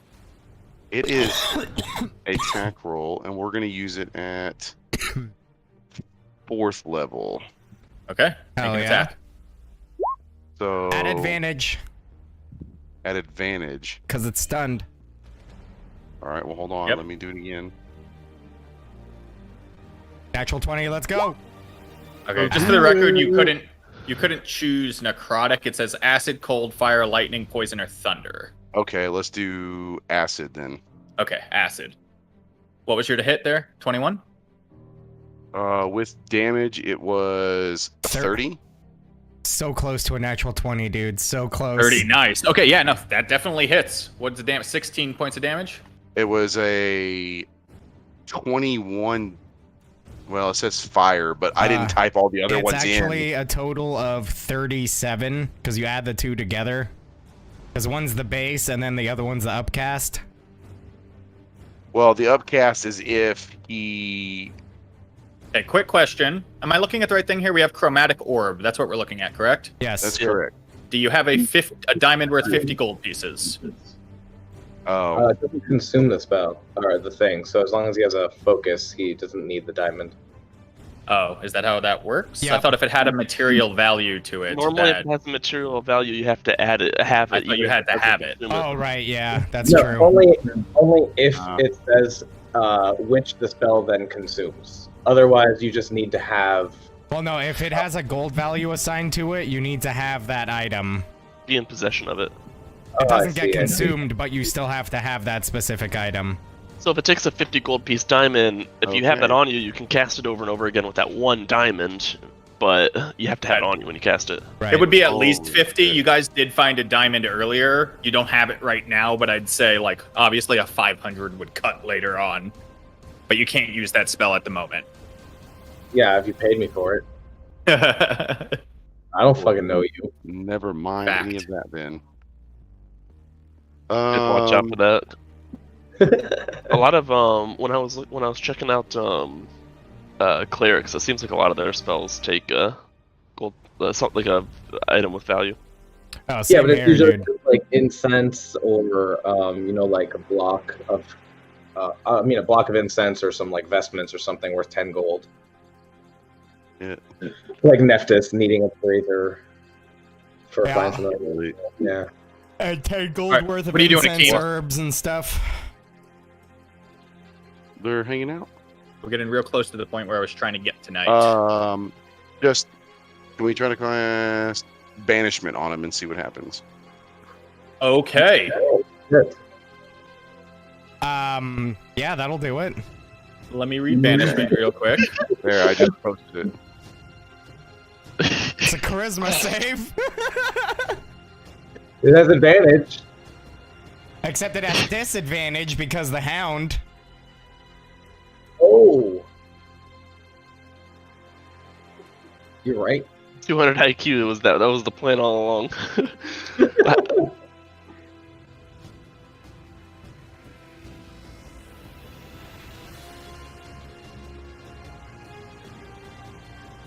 Okay, well, let me see if it passes before we hit this conundrum.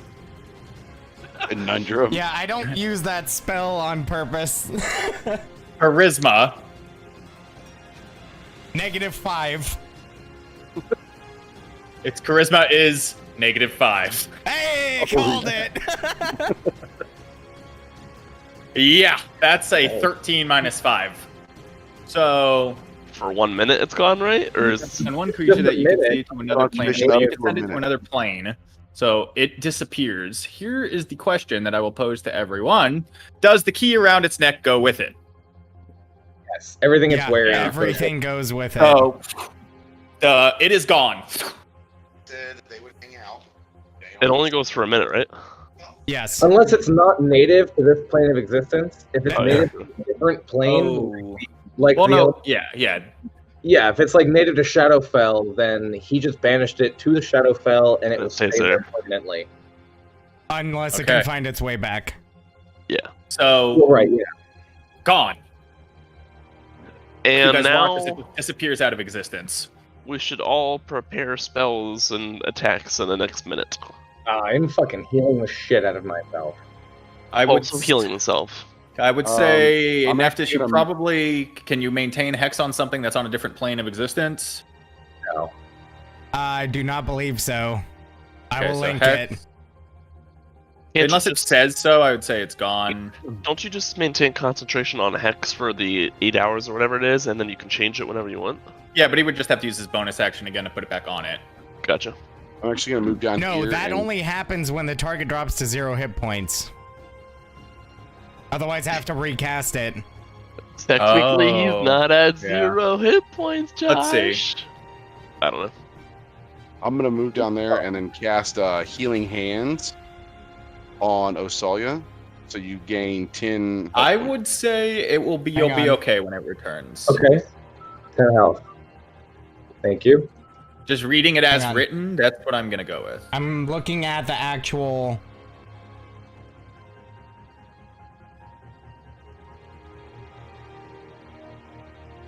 All right. As he's looking it up, what are you guys doing? Who's readying actions?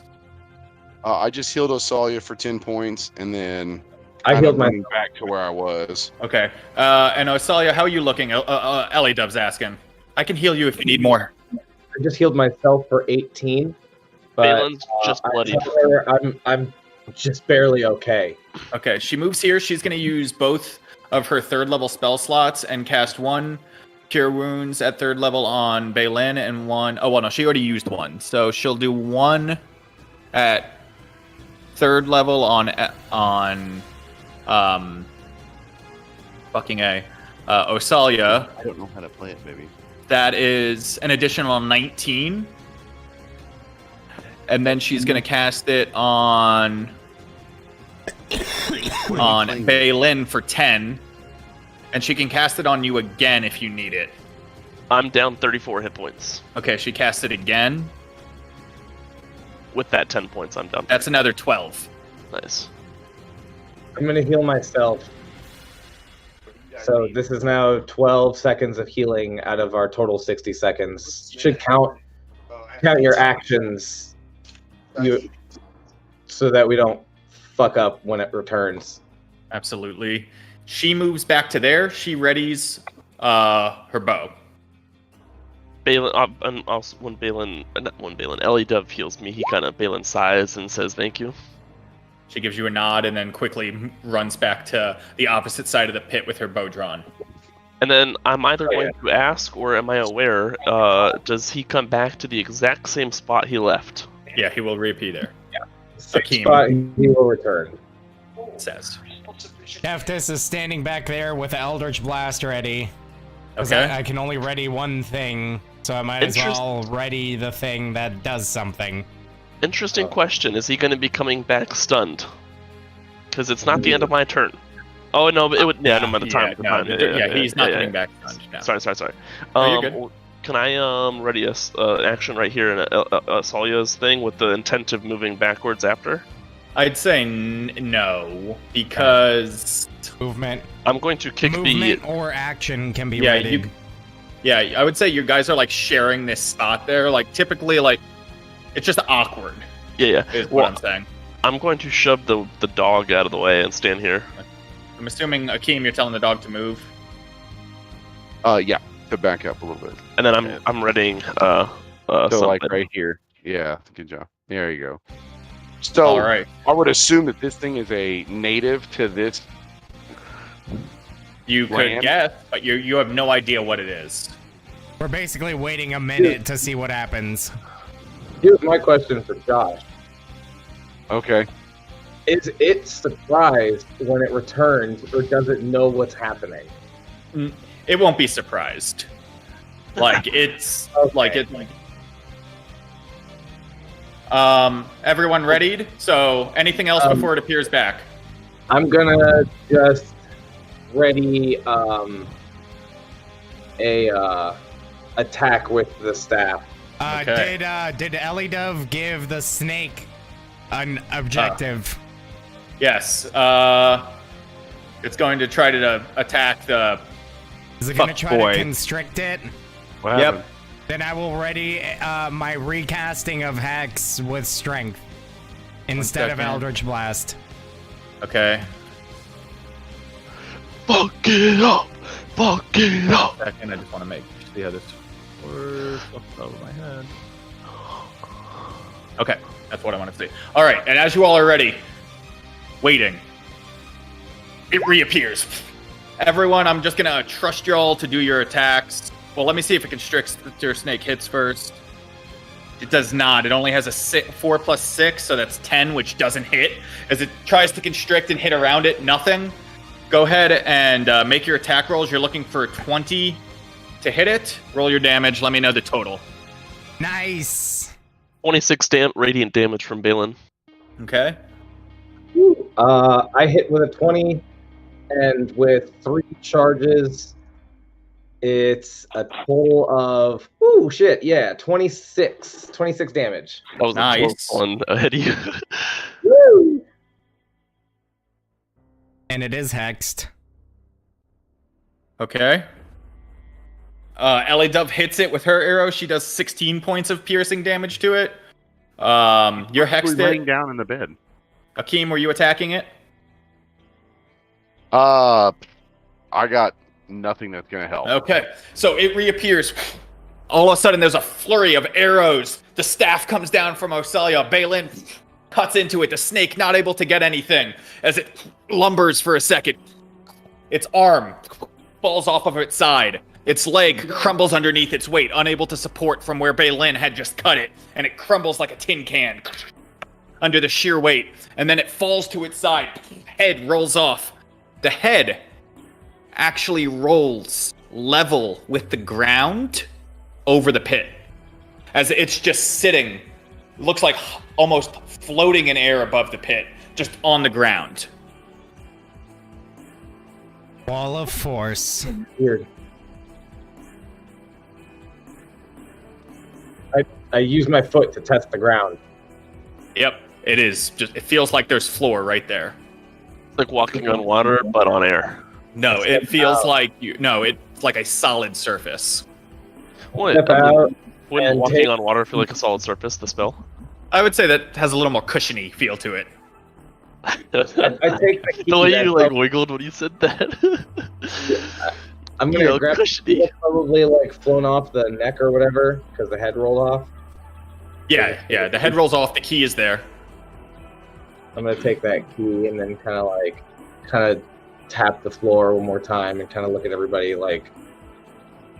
It appears there is another obstacle.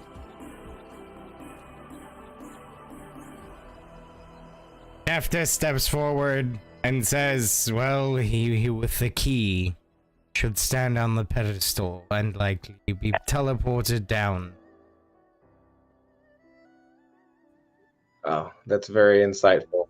I look to Akeem and I say, to be quite honest, I'm not even sure if you were trying to help us or trying to ensure our death, but that banishment seems to have worked in our favor. I guess we owe that one to you. That was my last hope. Rest in peace, Zerak, for the 7th time now. Yeah, he's getting real fucking pissed at the group, I'm not gonna lie. Dude, that dude Every can't time stay he alive. looks back, Almost. his eyebrows are like, they started like this, and they've been just... I mean, to be fair, his eyebrows are pretty singed now.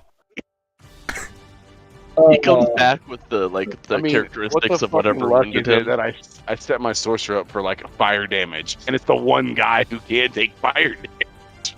Right. Okay, Like, fuck. I place the key around my neck, fearlessly step upon the pedestal. Okay. Dude, I love that Osalia is fearless. It's kind of funny. Nephthys will tell someone to rotate Azuth. Zeus.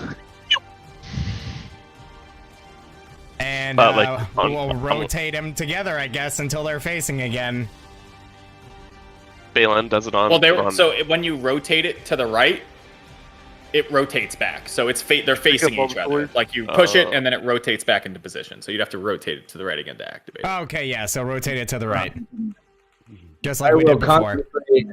I'm gonna Well, concentrate back on towards where Osalia is standing right now, you mean? It doesn't matter, we're turning them to the right. Well, because your right's different than my right, right? No, to the right from the angle that we're looking at. Stop making it difficult. Asalia is casting Shield of Faith. Let's get this fucking done. I have other plans tonight. All right, you cast it, or you rotate it to the right, Balin. Osalia, you appear on the pedestal in here. Whoa, trippy. Yep. Probably should have sent Balin down there, not gonna lie. What are you doing? I go over to the front of the chest and investigate it. Looks like a stone chest. Can I check to see if it's got any sort of mechanism beside the trap? If it's sitting on a pressure pad, or if there's like a tripwire or a lever? Or... Make an investigation check. 21. Nice. Yeah, you don't see anything trappy about it. It looks like it's sitting on stone ground. You don't see any mechanisms associated with it anywhere. Does the key match the hole? It looks like it. Right, Balin. Or Balin. I'm gonna take the key off my neck and place it inside the keyhole and turn it to open the lock. Okay. You turn it, unlocks. I open it. You open it up. As you open it, you see 2 crystal eyes. GG, easy clap, boys. Easy clap. See if the crystal eyes are tied to anything by investigating them for traps. Another investigation check. Also, what color are they? The eyes are sitting on top of this red cushion. One is a pale green and the other Hell is yeah. a clear pink. 22. Yeah, doesn't look like there's any mechanisms, no pressure pads on the inside, no hidden strings or tripwires of any kind. I take them. Sphere Alright, of you grab both Annihilation eyes. springs into existence in your mouth. Oh. All right, you got them both. I Hey, I'm out, guys. Like, that was good. That's all my guy was here. I return to there and stand statuesque. Rotate. No, rotate. Place the key. Rotate. Do I keep the key? But yes, you have the key still. I put it back around my neck. Okay. Nephthys rotates Torm. As it does, you appear back up on the top. Hey. That's 10, is what Nephthys says out loud. Osalia like finger guns at everybody. Like, hey.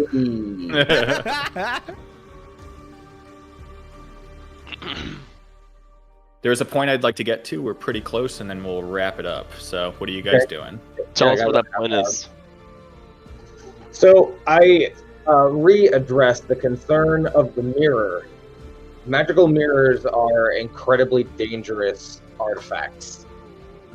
There is one that will trap you in a mirror realm and produce a duplicate of your alignment, only the opposite. So if you are good, your evil double will come out of the mirror and you will be trapped inside. I don't think that mirror was that, but it only raises more fear that I wasn't able to identify what type of magic this can do.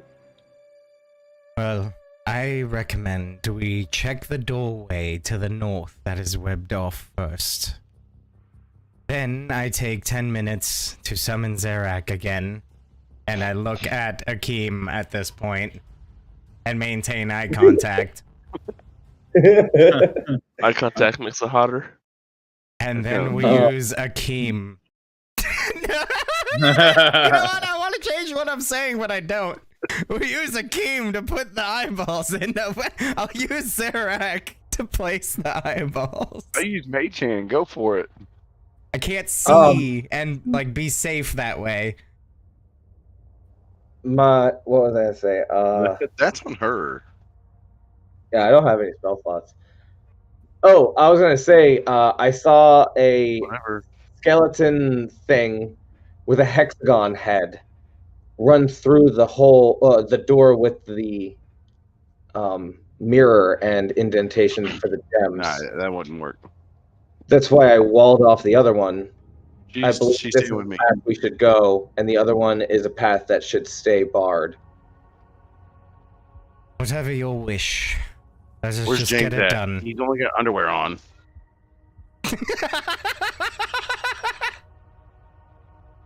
Weird conversation, What? Akeem. Nothing, we're just laughing. Give me 1 second. I gotta put shorts on my Akeem's foot. talking to his flying coins still. You guys did great. Oh no, those coins fell to the ground because he cast banishment. True. Oh yeah.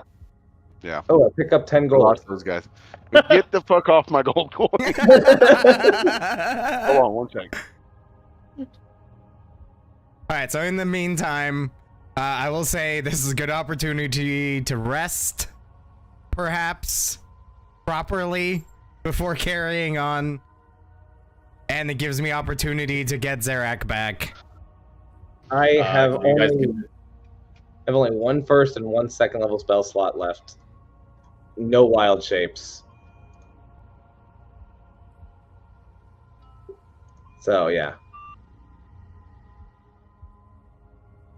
They're gonna try to take a long rest. Is that what you're getting at? I mean, I wouldn't mind a long rest, but you know, it's gonna have to be a tiny hut situation, and Yeah. then Akeem will get all his spell slots back, and It costs know. me nothing other than 11 minutes, so... Rub down and like the right in the middle of the room, hovering above the floor seems fine, honestly. But Right. we know that there are 2 doors that are closed and barred, so we only have to keep a good sight at this hallway. But luckily, there's a bunch of floating pedestals that, you know, are difficult to traverse normally. Right. And actually, on that note, I would like to use Mage Hand, having watched Asalia press the button, and press the button again and see if it closes the door. Oh, the door's gone. Like, the button was on the door. Oh, it was on the door. I thought it was on the wall. Never mind. Oh, In that case, I'm just going to start casting Tiny Hut, and then Find Familiar, both as rituals. Yep, done. No issues. The tiny I'll- hut appears as you guys watch that familiar ritual for Nephthys doing both. And I'm going to take First Watch because I have still 6 temporary hit points, and I'm Let me make concentrating on my Hex. okay. All right. Going For down the- once and being spent, I'm sleeping. For the in- point of expediency, I did not roll for an encounter this long rest, so you guys long rest. Well, I did roll for an encounter, but I got a 9, which doesn't trigger one. So we will Solid. just Cool. do the long rest. Wish there was a long rest button in the Roll20 thing. Right. There is on D&D Beyond. Sure is. Yeah, and buy your books 3 times and then still feel gypped. Look, to be fair, you just have to take an extra few, like, you know, it takes a little bit of time, but you can enter all the things for your character as cut homebrew content, and then it's all there. Yeah. Lazy. It's not. It's time consuming, but I just really I'm like. saying the I'm character too lazy sheets. to do it. I'm saying. But like, you can share your homebrew content. So like, if you know we did it, I'll talk later. Anyways. It's like 10 temporary hit points, right? Or is that not a Yeah, thing? everybody gets 10 temporary hit points on every short and long rest. Nice. Awesome. I get And how many do 15 you get? because I have big dick energy. Whoa, I like big dicks. Big dick and Nice. Also get my spell slots back at my Rod of the Pack Keeper charge and all 11d6 of my healing light. And you get back all your Eldritch Blasts.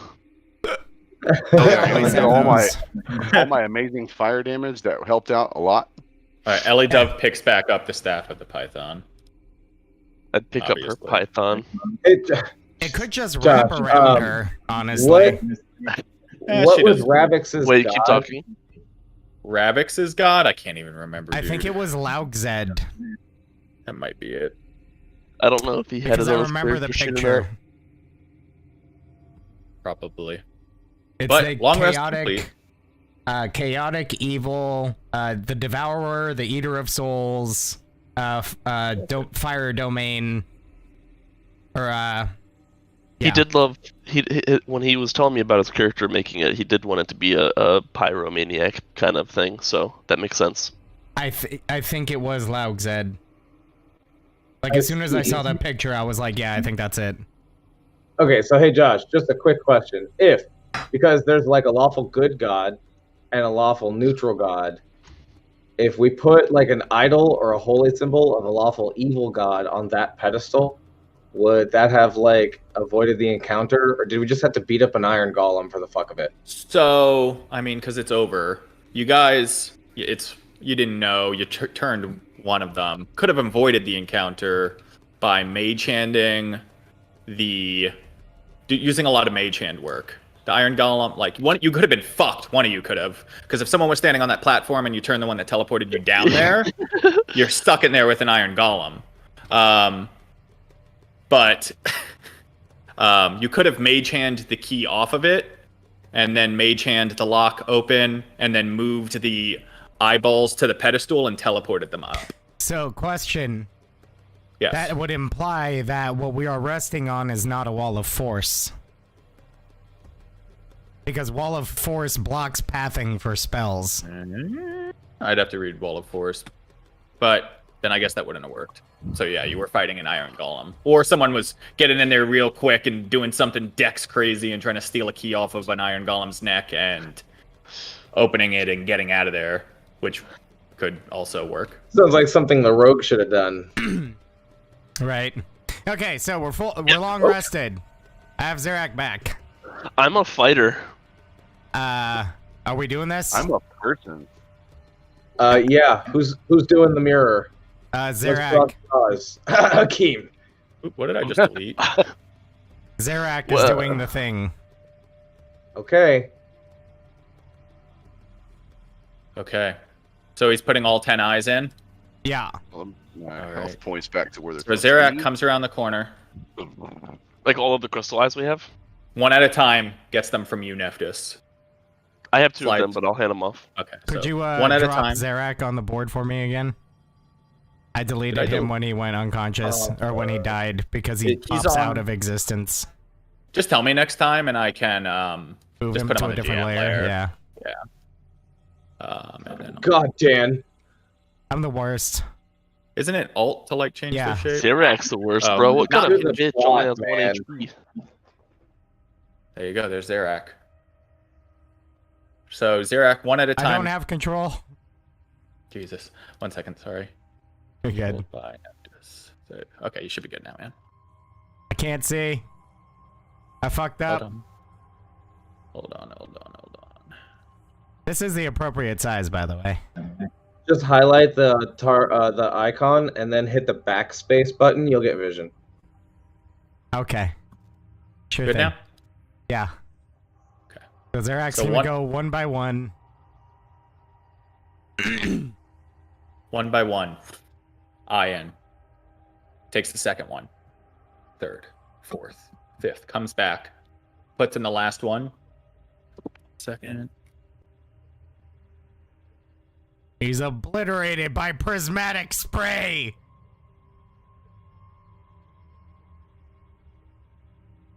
And this time he comes back, his eyebrows are vertical. That's how angry he is. Puts the 10th one in. Flies back. And then after a moment you hear as the door you assume is opening. Nephthys is gonna peek around the corner. Salia, did you ever tell us about that skull you saw peek around the corner when you were Yeah. Because it makes Alright. Balin wonder how the door opened without that. You peek around the corner. It's a large room. It's domed, and you can tell it's candle lit. From where you can tell, you can't tell how high the roof goes, but it is out of view. The floors look like polished marble that it is so perfectly polished that you can see the reflection of the ceiling in it crystal clear. Hot. Nice. You can see a few different alcoves in the back of the chamber, and you just see treasure and riches everywhere in the chamber. In the alcoves. Swords, armor. Dope. Plate? In There's the a middle of the treasure golem. In the middle of the chamber is a large spherical object that is hovering under a black silk drape 20 feet above the ground. Say that part again? In the middle of the chamber, a large spherical object hovers under a black silk drape 20 feet above the ground. So the black drape is draped over it. We can just Yes. see by the indentation that it's a sphere. Yeah, that is spherical. Oh yes. my god. Oh, that's not ominous at all. Did you relay this information, Nephthys? Yes. Who has Kubazan? Anyone? Which one's that again? Sorry. It's Salia. Yeah, Kubazan. Yep, Froghemoth. That's mine. You hear Kubazan telling you, "Get in there. Kill whatever is under that drape without warning. Don't give it a chance. Anyone have Obalaka? I think it's LA Dove. LA Dove. LA Dove refers. Obalaka seems to think that we should just get the hell out of here because there's a beholder underneath that drape. That explains the 10 eyes. Nefta says. Kubazan believes that if we surprise it before it can turn around, we will be able to vanquish it quickly. I cast a fireball.